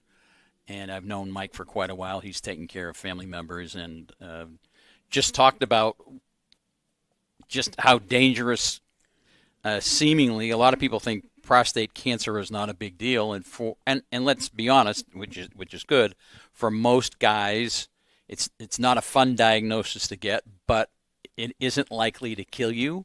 Right. But there's about 5% of prostate cancers that are very aggressive and will kill you if it's not caught soon enough, and that's what happened. What happened with Ryan Sandberg. Well, obviously it hits home with me, but I thought the overall premise of the column was that it really doesn't matter. Right. It doesn't matter whether you're this famous, well-known athlete. Okay. Right. Doesn't matter. You can be a revered athlete. You can be a famous celebrity. You can be an average person. Cancer doesn't have any boundaries. It doesn't. Right? No. I mean, it can affect anybody, and that was to me a really interesting premise because when I read it, it's like, whoa, wait a second. You're right. It doesn't matter who you are. Right, and that's one of the first things David said to me when I interviewed him. He goes, "Disease doesn't discriminate. It will come and get all of us, especially if we're not careful." And men need to get that annual check to make sure that their prostate is relatively healthy. It changes with all of us as we age, and as Dr. Wilkes said, by the time you're in your 80s, 80% of men in their 80s have prostate cancer, but by then it's a toothless lion. It doesn't do a lot of damage to the rest of your body. But when you're a younger man, prostate cancer can really make a run because it's so sensitive to testosterone levels. And to stop most prostate cancers, you need to rob them of testosterone. Guys in their 80s don't have a whole lot of they aren't making a whole lot of testosterone. So yeah, and again, the easiest way is to have the PSA test. The PSA test, but the one thing that Dr. Wilkes said was, and he blamed patients and physicians. Patients don't like getting the digital rectal exam because it's embarrassing and it's not comfortable, and doctors don't force patients to get it if they don't want to do it and rely maybe a little bit too much on the PSA because there are prostate cancers that will not raise your PSA level. If it's a really aggressive cancer where the cell isn't what we call differentiated very well and no longer resembles prostate tissue at all, those cancers won't push up your PSA level and can make a run before you know it, and then it's too late. And I think that there's a lot of misunderstanding, as you said before. the death rate from prostate cancer is relatively low. Extremely low if it's caught while it's the survival rate if they catch it while it's still contained in the prostate is literally 100%. It's when it exits the prostate and gets to other parts of your body, and you're a younger man, you get in trouble. And you said you've been writing for 40 years. 40 years ago, they were far more aggressive with prostate cancer. They were far more aggressive with the treatment, as Mike Tallarico said, figuratively. Literally, they were castrating guys, meaning that it would make the surgery would make you impotent and incontinent. And now the surgery is far more precise. It's minimally invasive, and the side effects aren't what they were 40 years ago. And again, a lot of men who have prostate cancer live with prostate cancer, and basically the preferred form of treatment right now is simply to monitor and make sure that it doesn't metastasize, that it doesn't leave the prostate, because, as you said, as men get older, chances are you're going to have prostate cancer, right? I mean, so it's a pretty good, strong chance that you're going to have it, but it doesn't necessarily mean that you need to have any surgery. You may not even have any treatment. It may just be monitoring the situation. And the chemotherapy today and the radiation therapy is very targeted, and there will be medications that you take to decrease your testosterone levels, and there are unpleasant side effects, no doubt about it, when they rob a guy of testosterone. But again, far less invasive and aggressive treatments than we had 4 decades ago when I started the column. Yeah, and again, I've mentioned my own situation, folks, so I understand this one. It's near and dear to me. But the fact is that you need to get the PSA test. You need to get the biopsies if they're required. It's for your own good, and chances are you're going to have a situation where they're simply going to monitor it to make sure it doesn't spread. You're going to be just fine. As Dr. Tallarico said, most guys die with prostate cancer. They don't die from it. They die from in other words, they die from something else. Absolutely. Very, very good point. Right. You may die with it, but it's not what's going to kill you, and it's not going to have any impact on what ultimately leads to that person's demise. It's there, but it's totally separate from everything else. I want to change discussion for a bit, because you and I have talked about this before, but a few weeks back, or a few months ago, we were talking about all the physicality against Caitlin Clark. She's still out. The WNBA. She's still out. And they're expecting her return possibly as soon as this Saturday, because there's a marquee game against the Chicago Sky and, of course, Angel Reese and the competition that exists. But I have seen a number of posts and a number of videos about how other WNBA players are being targeted. And I've got to say, when I watch these videos and I see the physical altercations that are occurring in the WNBA are just beyond anything I've seen in any other basketball game. You don't see it at women's college level. You certainly never see this in men's at the NBA level, college level, high school level. But Sophie Cunningham has become extremely popular because she's attractive. Sure. Okay. And Joe, I'll bet Joe knows who Sophie Cunningham is, right? Yes. Yeah. Smile. Yeah, a big smile. Yes, you know who Sophie Cunningham is. But I've never seen a player tossed around like she is. I mean, she gives as good as she gets, though. She does. She gives it back. She gives it back. Yeah. I mean, she's a very attractive woman. She actually was a model, I guess, before she went in the WNBA, and she knows how to shove back. Yeah. But the amount of she doesn't instigate it. Boy, if you go after her or her teammate, she lets you know it. Yeah, and she got the title the Enforcer because she defended Caitlin. Right, the defense of Caitlin Clark. But I can't believe the amount of physical attacks that are going on in the WNBA, and she's probably the one that's drawing the most attention, basically because she's so popular. Largely, she's very good. She's a very good player, but she's also very attractive. So she draws a lot of attention for multiple reasons. But there is just an unbelievable amount of physical attacks. The league can stop it if they get their referees to enforce the rules. Just enforce the rules. When there's a foul, call it. when it's a flagrant foul, call the flagrant foul and discipline the player who's committed the flagrant foul. And then it will what you permit, you promote. And they're permitting way too much in the NBA in terms of physicality. And I wonder, I just wonder aloud, do you think that this is part of, the owners thinking, well, this is going to attract people that they're going to watch because it's so physical? Because to me, it's a turnoff. I think it's so physical because of the green-eyed monster. There are envious players in the league who see other players getting more attention than they're getting, and then they're lashing out physically. I don't think it makes the game more watchable or attracts more greater audience. In fact, we know what happens to the audience when Caitlin Clark's not playing. The viewership and ticket prices plummet. So right, and it just to me it's just as strange as can be to see all these altercations that are going on and they're being allowed. And as you said, the owners can stop it tomorrow. Absolutely, they can basically the refs.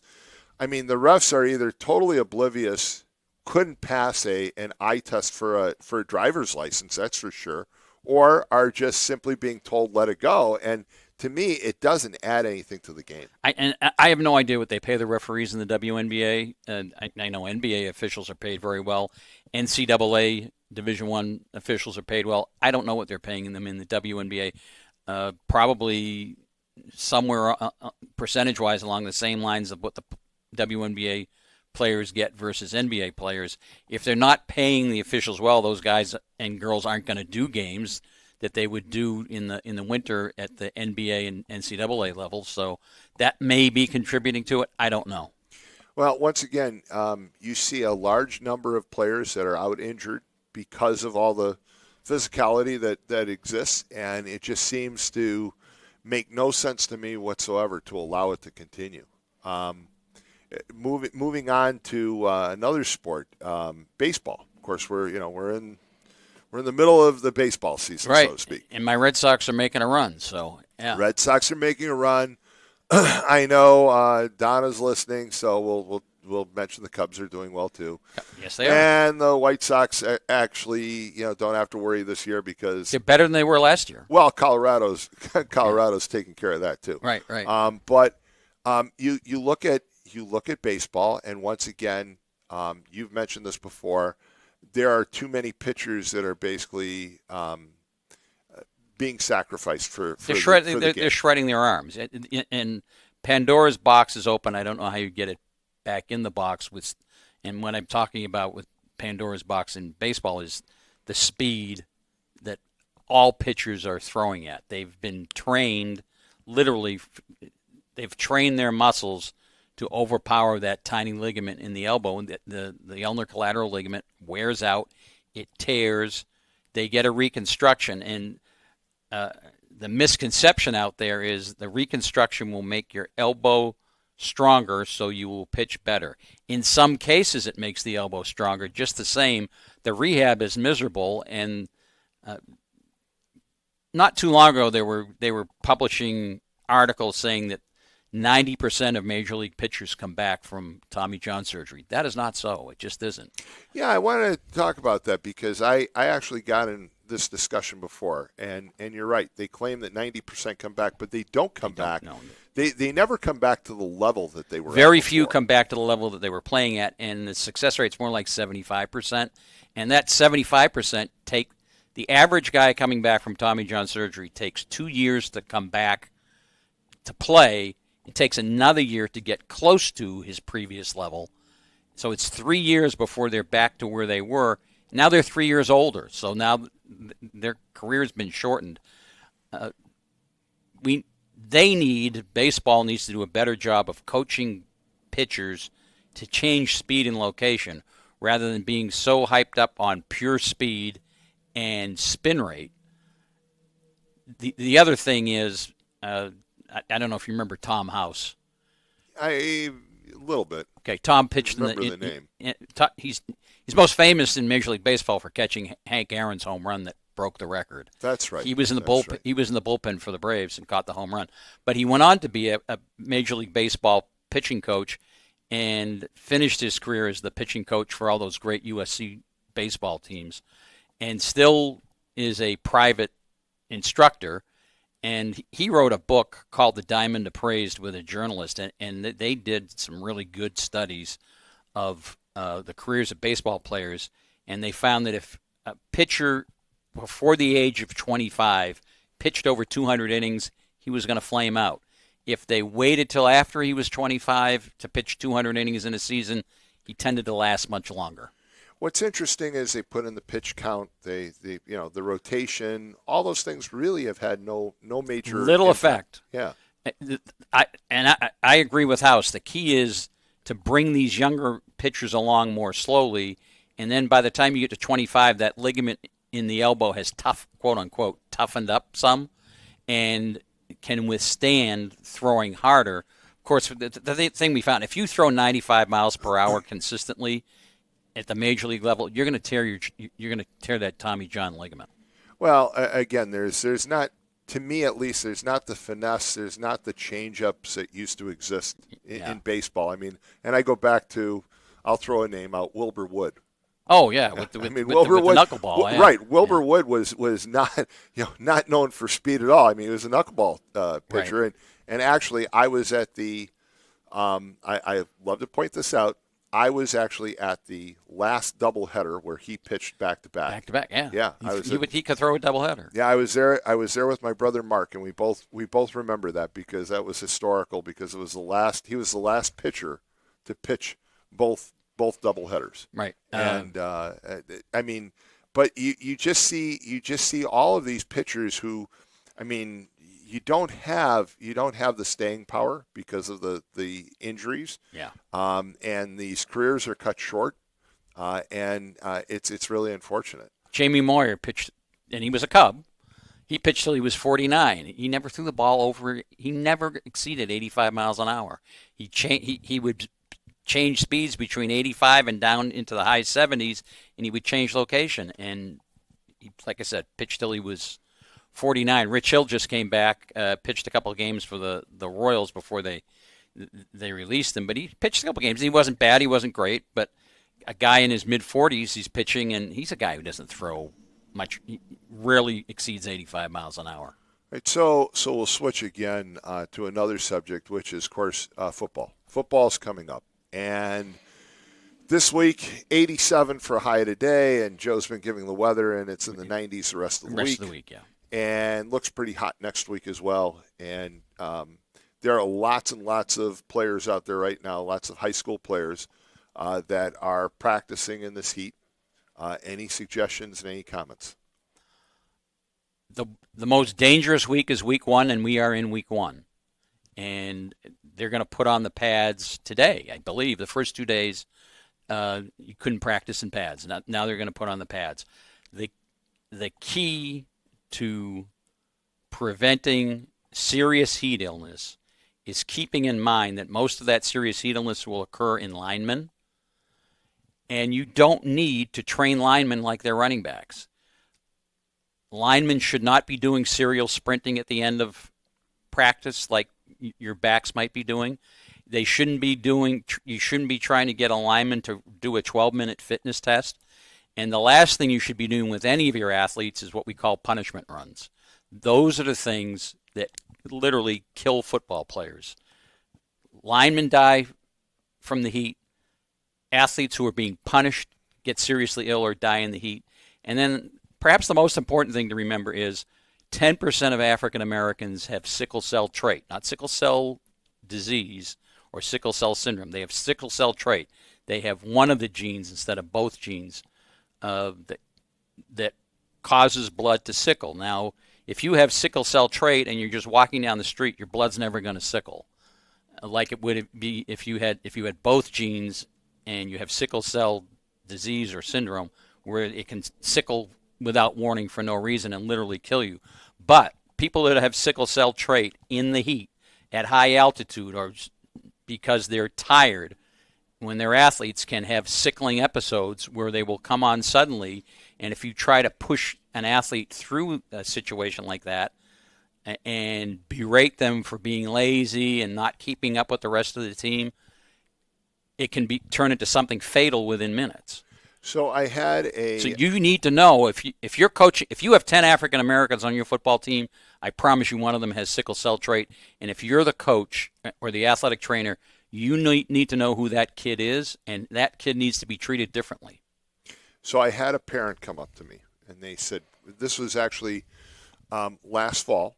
This was after we talked about this last summer, and they said, Tom, it's nice you and John, you talk about these things, and I agree with what you're saying, but as a parent, for me to go and tell the coach that you're basically exposing my son to, unnecessary dangers and risks, they said, basically, I'm basically saying that my kid's going to be benched. I get it, but you have got to defend your children against a situation that could be fatal. And the thing that I've said over and over again, and I've said it in my column, a coach is only going to kill one kid. It's not going to be, you aren't going to have 10 kids fall out seriously ill in a practice. It's just going to be one kid. It's going to be that one kid who has sickle cell trait. It's going to be that one kid who didn't have breakfast. It's going to be that one kid who shows up to practice with a stomach bug, or shows up to the practice with the flu or with a head cold and they're running a light fever. It's just going to be one kid, and it's just not worth it in the heat. I wish football was a spring sport and baseball was a fall sport, and you wouldn't have all the issues that you have in either sport. If baseball was a fall sport, we wouldn't have so many rainouts and we wouldn't have so many games in the freezing cold that were miserable. And if football was a spring sport, they would gradually build into heat right at the end of the season, and they'd be in perfect shape, and the heat wouldn't bother them. So I was thinking about this the other day. A conversation that occurred probably 30, 40 years ago popped into my mind. I was talking to an individual. He was a retiree. I was at the Whiting Knights of Columbus, and we were talking about football. And he brought up my uncle, who was a really good standout football player back in the day. And he said, back when your uncle played, they didn't have the same issues with heat stroke and heat exhaustion that they have now. And his question at the time, and never really thought about it until just the other day, I thought I'd ask you about it, is he said, back then in the 1940s, for example, you were more acclimated to the heat because there was no air conditioning at home. You didn't go from a cold environment to the extreme. That's exactly right. Really? Absolutely, it's exactly. Yeah. Yeah, we know that. I remember the conversation. It was a guy named Bob DeFallo. Bob's still around, lives in Fort Wayne now, but he and I were talking, and he was talking about my uncle, and he was a few years younger than my uncle, and he said he used to watch my uncle play and play football, and he said ask, if your uncle were still alive, you could have asked him. He said they didn't have the heat exhaustion because now everybody, lives in an air-conditioned environment. Oh, no they question. Go to school in an air-conditioned environment. Then they go outside and they're not as well acclimated. There's scientific data that backs that up. That's just not a thought or there's solid science behind that. And maybe that's where we should end, because it's actually some guidance and some advice for everyone out there. So we're coming up again on another extremely hot stretch of days. It's going to be 4 days. It's another heat wave. Yeah, and people have to go to work, and whether you're working outside on a road crew, on I-65 this morning, like Mark from Hobart, or you're working in a factory that's not air conditioned, you need to take some precautions, correct? Before you go to work. I mean, if you can't go to work and start drinking Gatorade then, because it's too late. It's better to be hydrated when you show up. That's the other thing, getting back to our football players. Coaches have to understand, they're kids. Half of those kids are going to show up for practice dehydrated. They are.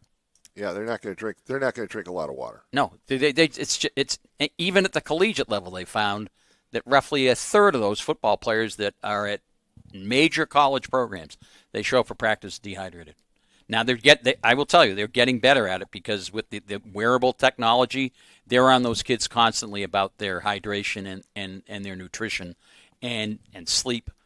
But just the same, kids do not drink enough fluids before practice, and coaches need to be aware of that and sensitive to it. So again, if you're a listener this morning and you have a son or daughter playing sports, they need to be hydrated. And we also want to get the message across.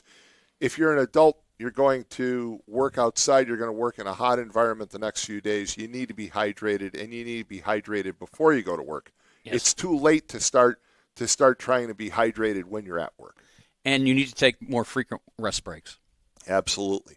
Well, we'll leave it right there. We're going to take a break.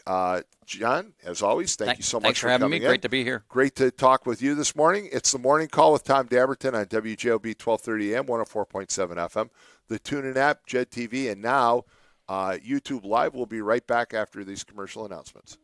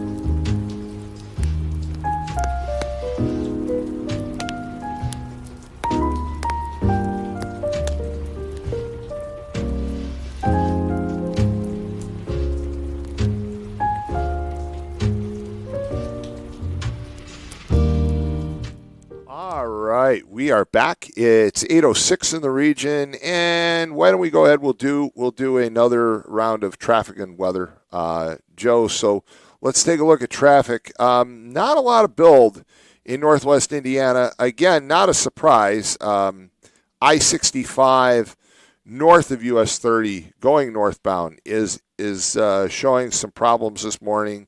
Again, there's road construction. Not a big surprise there. Bishop Ford going into the Ryan, also slow down there. Again, that's pretty typical. And the Ryan itself going into the city is now backed up to about 47th. Otherwise, Lakeshore Drive looks decent. Skyway's okay.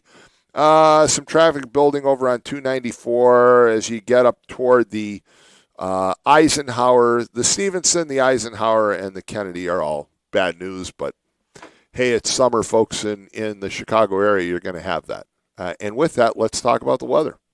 All right, so the weather today is going to be pretty sunny with some clouds with a high of 87. Pretty much the same on Thursday, mostly clouds with a high of 89. And then as for the weekend, it'll continue to climb like we've been talking about for the past hour or so now. It'll hit 90 on Friday, 94 on Saturday, and 93 on Sunday, and it'll all be hot and humid. So. Yeah, and not a lot of rain predicted actually in the near future either. So you're going to be sprinkling the lawn the next few days because it's not going to come. It's not going to come from the heavens. It's going to be pretty dry for a while. Oh yeah. And that's always challenging too. So you're taking care of the house right now yourself, right? Yeah, I am. Does it have a sprinkler system? It does. Okay, so you're not having to worry about that. Nope, because usually it's on when I let my dog out in the morning around 4:45, and it's off by the time I get home. So. Yeah, you know what? Even if I had a sprinkler system, it would be problematic for me because I have so many planters and hanging baskets and all kinds of stuff in my yard. One of my hobbies, gardening.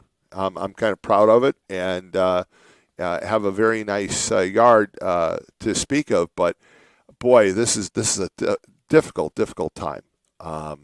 Trying to keep everything watered. I mean, John and I were talking about hydration for athletes, and of course that's something I was a little surprised you didn't jump in.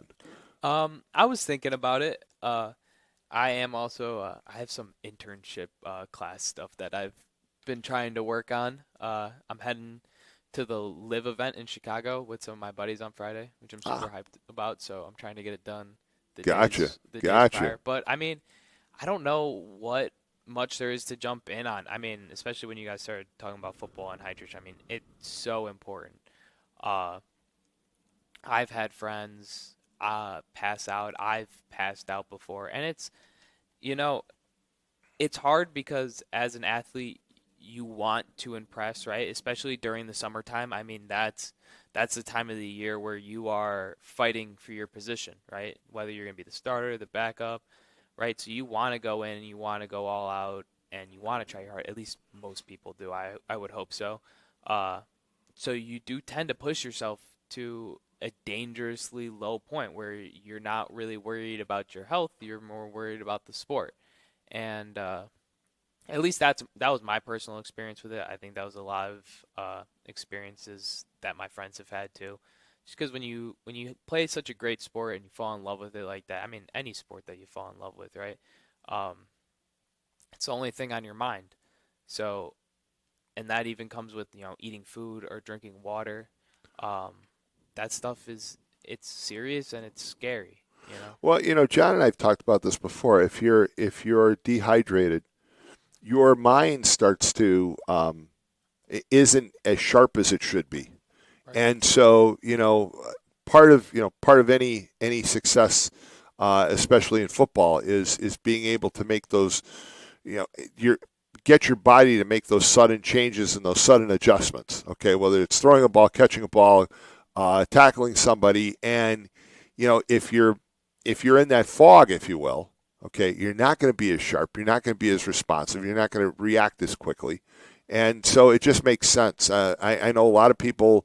I included. A good portion of my life, I didn't drink enough water, and I paid for it because I ended up with AFib, and so it was largely caused by dehydration. And I'd go on these great big bike rides and wouldn't drink any water, and I might eat a banana, and it wasn't enough for my body, and I paid dearly for it. So, take it from me, folks. Take it from Joe. You need to be hydrated. And again, it's not just the student athletes. It's everybody has to be.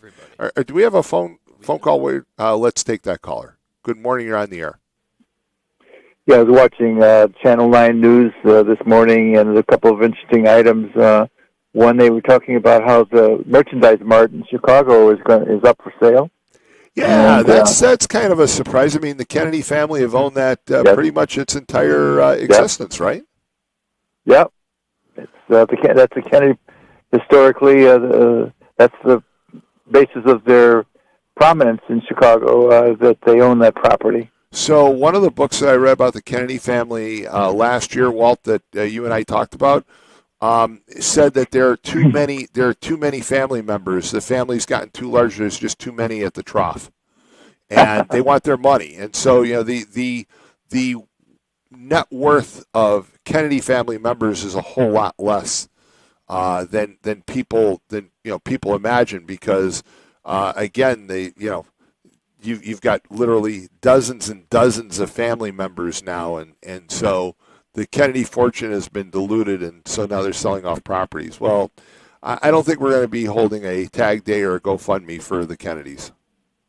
Well, there's an old adage, too, that as the family moves further and further away from the genius who made the big bucks in the first place, that the blood gets thinner and thinner and thinner the further away you get from the original entrepreneur who made the money. Another thing they mentioned is the vacancy rate at the merchandise mart was 22%. Oh, so let me just mention this. So my birthday was last week. For my birthday, Donna took me to dinner in downtown on Saturday, and when we were coming back, we drove down Michigan Avenue, and we were both absolutely shocked by the amount of vacancies on, Bull Michigan Avenue. The vacancy rate is just, you hear, 25%, but when you see it, it's hard to believe. And when you get south of the river, I mean, the biggest draws, the only marquee names that I saw was Chick-fil-A, I think, and maybe Chipotle. There's really nothing south of the river anymore. Very, very few restaurants. And the retail north of the river, it's just been decimated. Yeah. And it wasn't that way. It wasn't that way, by the way. People say, oh, it was because of COVID. It was because of the Summer of Love and the looting that went on in downtown Chicago. That's what killed downtown Chicago. Yep. And as I mentioned years ago, I was there. I saw it the day before. I saw those people literally rubbing their fingers around the glass frames to see how easy it was to break them, and nobody had a clue what was going on. I think COVID was bad, and then to have the Summer of Love hit with massive destruction of public property and the police overwhelmed, and the pathetic response of the mayor's office and so forth. They were the cops and the business interests begged Lightfoot to call out the National Guard because the police would be overwhelmed and so forth. And she said no, because it would make matters worse.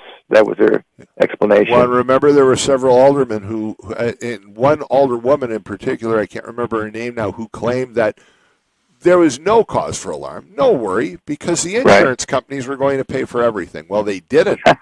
They didn't. What they did was they chased that business out of Michigan Avenue, and it's never going to come back. Never. Well, there was an incident in Oshkosh, Wisconsin, and I think the guy was Arab American, and he had a automobile dealership, and the mob totally destroyed his business. And when he filed for insurance, they denied him because they said that was an insurrection, and so and their insurance policy that doesn't cover insurrections type thing. Insurance companies, people have this idea that they have great commercials, they're very entertaining, and we can, if we talked about the most entertaining commercials right now on television, they'd probably be insurance. But the fact is insurance companies are always a good investment for investors. Why? Because when it's time for them to pay out, they know every angle and every way to not have to pay off in those claims. Well, there was a good item on Channel 9 this morning, and that is they covered a anti-crime festival in Munster, and they indicated there was something like 60 vendors, and they had all kinds of police equipment out there, and the kids were having a great time. And, was this a National Night Out? Yes. Yep. Yeah, so National Night Out was held earlier this week, actually yesterday, right? Tuesday? and held by a number of communities, but Munster always does it upright. In fact, I think they had fireworks I saw this morning at the end of the evening. So they had quite an event, and it's a celebration. It's supposed to be a celebration of two things. One, that you're standing up and you're not going to tolerate crime. Right. So kind of showing the neighborhood resolve. But secondly, it also gives people a chance to interact with law enforcement. We had a member of law enforcement here this morning, and far too often people have this standoff approach, or you hear the nut job that's running for the mayor of New York, the other one running for the mayor of Seattle, who are saying, we're going to defund the police. We don't need the police.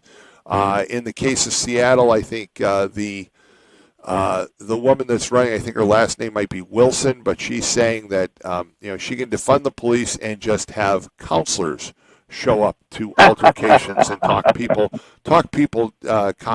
some common sense. That's how we're going to handle crime. Well, I worked in Chicago for 40 years and lived in Illinois for 15, and had opportunity to talk to a lot of law enforcement people, especially the cops and so forth. And I asked them a simple question: do you think if we had more gun control that this would affect crime? And they just laugh. Whether they be Chicago cops or suburban cops, they just laugh and they say, "Look, if a criminal is unperturbed by crimes against murder, rape, armed robbery, etc., why would they be concerned about a little gun law?" Well, you mentioned downtown Chicago, and we've talked about it before, but it's worth mentioning the Loop itself, which used to be kind of the primary focus for most jobs when you think of downtown Chicago, they were basically held within that perimeter of the so-called Loop. And you go through the Loop now on a Monday through Friday, and you see an awful lot of homeless people. You see a lot of problems. You don't see the number of people that used to venture downtown because of either computerization or remote positions. So there isn't that foot traffic anymore. There's not the retail that used to exist there. And once again, it's problematic because not only are there homeless people out on the street, but there's a lot of very unsavory characters that wouldn't think twice about pulling a gun or a knife on you and taking everything you have, including your life. Well, a former specialist of mine lived in that North Michigan Avenue area and loved it for many years. He loved the shopping and the restaurants and so forth, and having out-of-town family and friends come to visit, and he could just walk to where of a high-value entertainment kind of thing. But then the crime situation started getting worse, and then the summer of love hit, and that was it for him. Frankly, he asked me for recommendations in terms of he was thinking of looking at Indiana, and I gave him some recommendations, and he eventually moved to Indiana. How about that? And very happy that he has done so.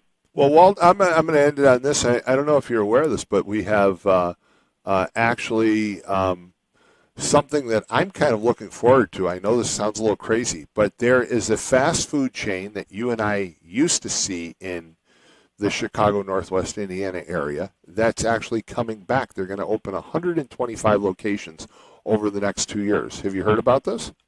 No. Jack in the Box. Oh, yeah. Right. If you remember, Jack in the Box had really good hamburgers.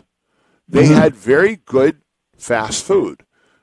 They pulled out of the area back in the 1990s, I think it was, 80s or 90s, left the Chicago market, and now have, basically they concentrated on the West Coast. They became very, very solvent and decided now to come back to the Chicago market. And I'm kind of excited because I think a good Jack in the Box hamburger would be pretty good right now. I agree. Looking forward to it. Yeah, absolutely. Hey, thanks for calling, Walt. Sure enough. 845-1100 is the number to call. We've got a few more minutes, and then we're going to transition to the Whiting Robertsdale Chamber of Commerce show. Saw the executive director, Joe Merzen, just walking in, so we're going to transition to the chamber. So if you want to give us a call, got about 8 minutes to go, and then we'll take a break and move over to the chamber. Joe, have you ever had a Jack in the Box? Okay, this is a bit interesting because I have not. I've not had Jack in the Box. I've had Whataburger once when I was in Florida, but Whataburger is very good. yeah, Whataburger is decent. I don't know. I'm a Culver's lover at heart. I got some like backstory behind why I love the place so much. But I was back in. But she's moved on. Yeah. Yeah. But I was back in my hometown, and like where I grew up most of my life in Illinois. And I was driving through the Commons on my way to my friend's house, and I saw a Jack in the Box, and I was like, "What is this doing here?" And it's kind of very similar to St. John, as in like I grew up in Huntley, and that place was really, really small. Like 47 is like our 41, and it was one lane, dirt road when we first moved there. Now the school is absolutely ginormous. The high school is equivalent to like Lake Central, and the town surrounding it, like the Commons, is just getting literally everything, like anything you can imagine. They got a Cane's now, which I haven't really seen out here. Raising Cane is extremely popular. I've not been to it. I hear that they have really good chicken. My daughter says that it's worth going to. A lot of people have told me that I'm missing out on something. There's one in Florida, so I'll probably go to that one when I'm down there. So yeah, I mean, I agree. You're definitely missing out. It's good. Really? Yeah, it's different too versus like any other chicken tenders I've had. It's definitely not breaded as much, so you get a lot more chicken, which I like. The sauce is good. Everyone loves the Texas spread, so if you don't like coleslaw, I'd suggest getting double bread. But yeah, definitely try it. I remember the first time I had it, I was like, it's all right. Like, but then like the next day, you're just kind of like thinking about it, and you're like, oh, maybe that was really good. So you did basically, you have tasted a Jack in the Box. No, I didn't go. Oh, you didn't go. I Okay, didn't go. so I you saw didn't it, go. and I didn't have time to stop. But I will definitely be having it next time I go because my curiosity of cheeseburgers. So Whataburger, Whataburger basically I think is headquartered in Texas, and again, very good hamburgers, much better than In-N-Out. You hear about In-N-Out. In-N-Out is not my favorite. I've gone to several of their restaurants in California and thought, yeah, this is overhyped. But Jack in the Box has a more of a Whataburger type menu, and some of the hamburgers are seasoned very well, and I have to say, not bad sandwiches for fast food. There's fast food that I just avoid at all costs. I never ever go to McDonald's anymore. Never. I only go to McDonald's if I'm getting a craving at like midnight. Then I'll Really? go get a McChicken. I avoid McDonald's. I never ever eat McDonald's. Once in a while, I'll eat a Burger King. Wendy's. Wendy's isn't bad. Okay. They're just not real convenient. There aren't as many locations. Culver's, I agree with you. Culver's are decent. But if you throw somebody in like Jack in the Box that has a little different approach, it's probably going to be successful. And they're putting 125 locations in Northwest Indiana and the Chicago market, which is just a huge number of restaurants. I mean, they're not just talking about coming back into the market. They're coming back into the market to be competitive. I believe that's more locations than Burger King. It's more locations than Culver's. More locations than White Castle. I mean, White Castle is in a class by its own. I don't call that a hamburger. That's a slider. It's totally different. I can't even think about White Castle. Well, you can at about 2 a.m. Okay, when the one caller was talking about nothing good happens at 2 a.m. Well, there is always White Castle. No, okay. that's exactly what. Like, see, You're like, I will never go to McDonald's even if it's, midnight or something. I will never go to White Castle even if it's 2 in the morning. I would rather sooner starve than ever go back to White Castle. Well, see, growing up in Whiting, everybody and their brother used to come to Whiting at 2 in the morning, okay, on their way home. From the bars and everywhere else, they'd go to the Whiting White Castle, the old one, not the new one, of course, but the old one. And my memories of the Whiting White Castle at 2 in the morning, you'd see guys like Ed Verdoliak, who was an attorney and an alderman in Chicago, and he was head of the Verdoliak 29 that basically was the opposition to Mayor Washington when he first got elected as the first black mayor of Chicago. And Verdoliak would show up at the Whiting White Castle because they didn't have one on the southeast side of Chicago. So he'd come there and he'd have his police escort, and he'd walk in and everybody'd be like, back of the line. You're nobody special here. You're on the wrong side of the line. Get in the back. And he'd have to stand in line with everybody else. And that was kind of comical because he was so well known at the time. I mean, he was this, big opposition leader in Chicago and well-known politician. But when he was standing in White Castle in Whiting, Indiana, he was just another person standing in line, and he had to stand at the back of the line just like everybody else. So, White Castle is a different taste. So I don't put that into the regular fast food mix for hamburgers. But again, kind of excited about Jack in the Box. I think it'll be totally different. So we'll see. There was so I used to work at the GNC in Munster, which isn't too far from here actually. Right. Right. Know where it is. So they so the road, I so bad with road names, but it's off 41. It leads all the way down to like the hospital. Right. The Munster Hospital. So that road, they just opened a BB Bop, which is, I know it sounds funny, but it's basically an Asian style Chipotle. And I love it. Like, I love it. It is, I don't know. I'm not a huge Chipotle guy because it just doesn't sit right in my stomach, but BB Bop hits the spot for me. And obviously it's a completely different type of food, but like you're still making a bowl on your own, and it's like, I don't know what it is about it, but I could eat that 6 times. Tell you what, I'm going to make a prediction before we go to the break and change tune here to the Whiting Robertsdale Chamber of Commerce show. I'm going to make a prediction. You know what fast food's going to become really popular in the next few weeks? What? Arby's. Arby's? Have you seen all the photos of Sophie Cunningham has a shirt that says Real Girls Love Arby's? And she's been wearing this shirt, and she's going to be doing some ads for them. How much you want to bet Arby's all of a sudden becomes popular? Oh, God. I don't know. I don't know if I'll hop onto the hype, but I could see it definitely. She's very popular out here. Did you see the Stranger Things jerseys? I'm a huge Stranger Things fan. So No. Oh, I'll show you on the break. They're very cool. I think they just wore it for the first time the other night. Really? It's like all black, and it's got like the red like. Oh, I did see. Yes, I did. Yes, I did see that. That is based off the Stranger Things show, which it's obviously it's part fictional. I guess it's based off theories. I guess so. It's like, but I don't know. Have you heard of Stranger Things? Have you watched it? I've heard of it. I've not watched it though. I would definitely give it a watch. So the last season is coming out. The last season ever is coming out this year, and it's 8 episodes, and they're all 2.5 hours long. And they come out, I think. Too long for me. Well, usually they're I about just watched all 4 seasons of The Righteous Gemstones. That's on HBO Max. That's a wild show. The first 3 seasons are worth watching. The 4th season, just a waste of time. Well, I would say definitely try and all of the seasons are usually about like 48 episodes or 48 minutes an episode.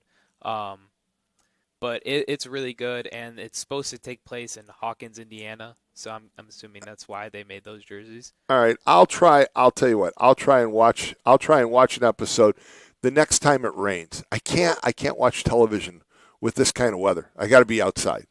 That's fair enough. We'll leave it at that. We're going to come right back. You've been listening to the Morning Call with Tom Dabertin on WJOB 1230 AM 104.7 FM.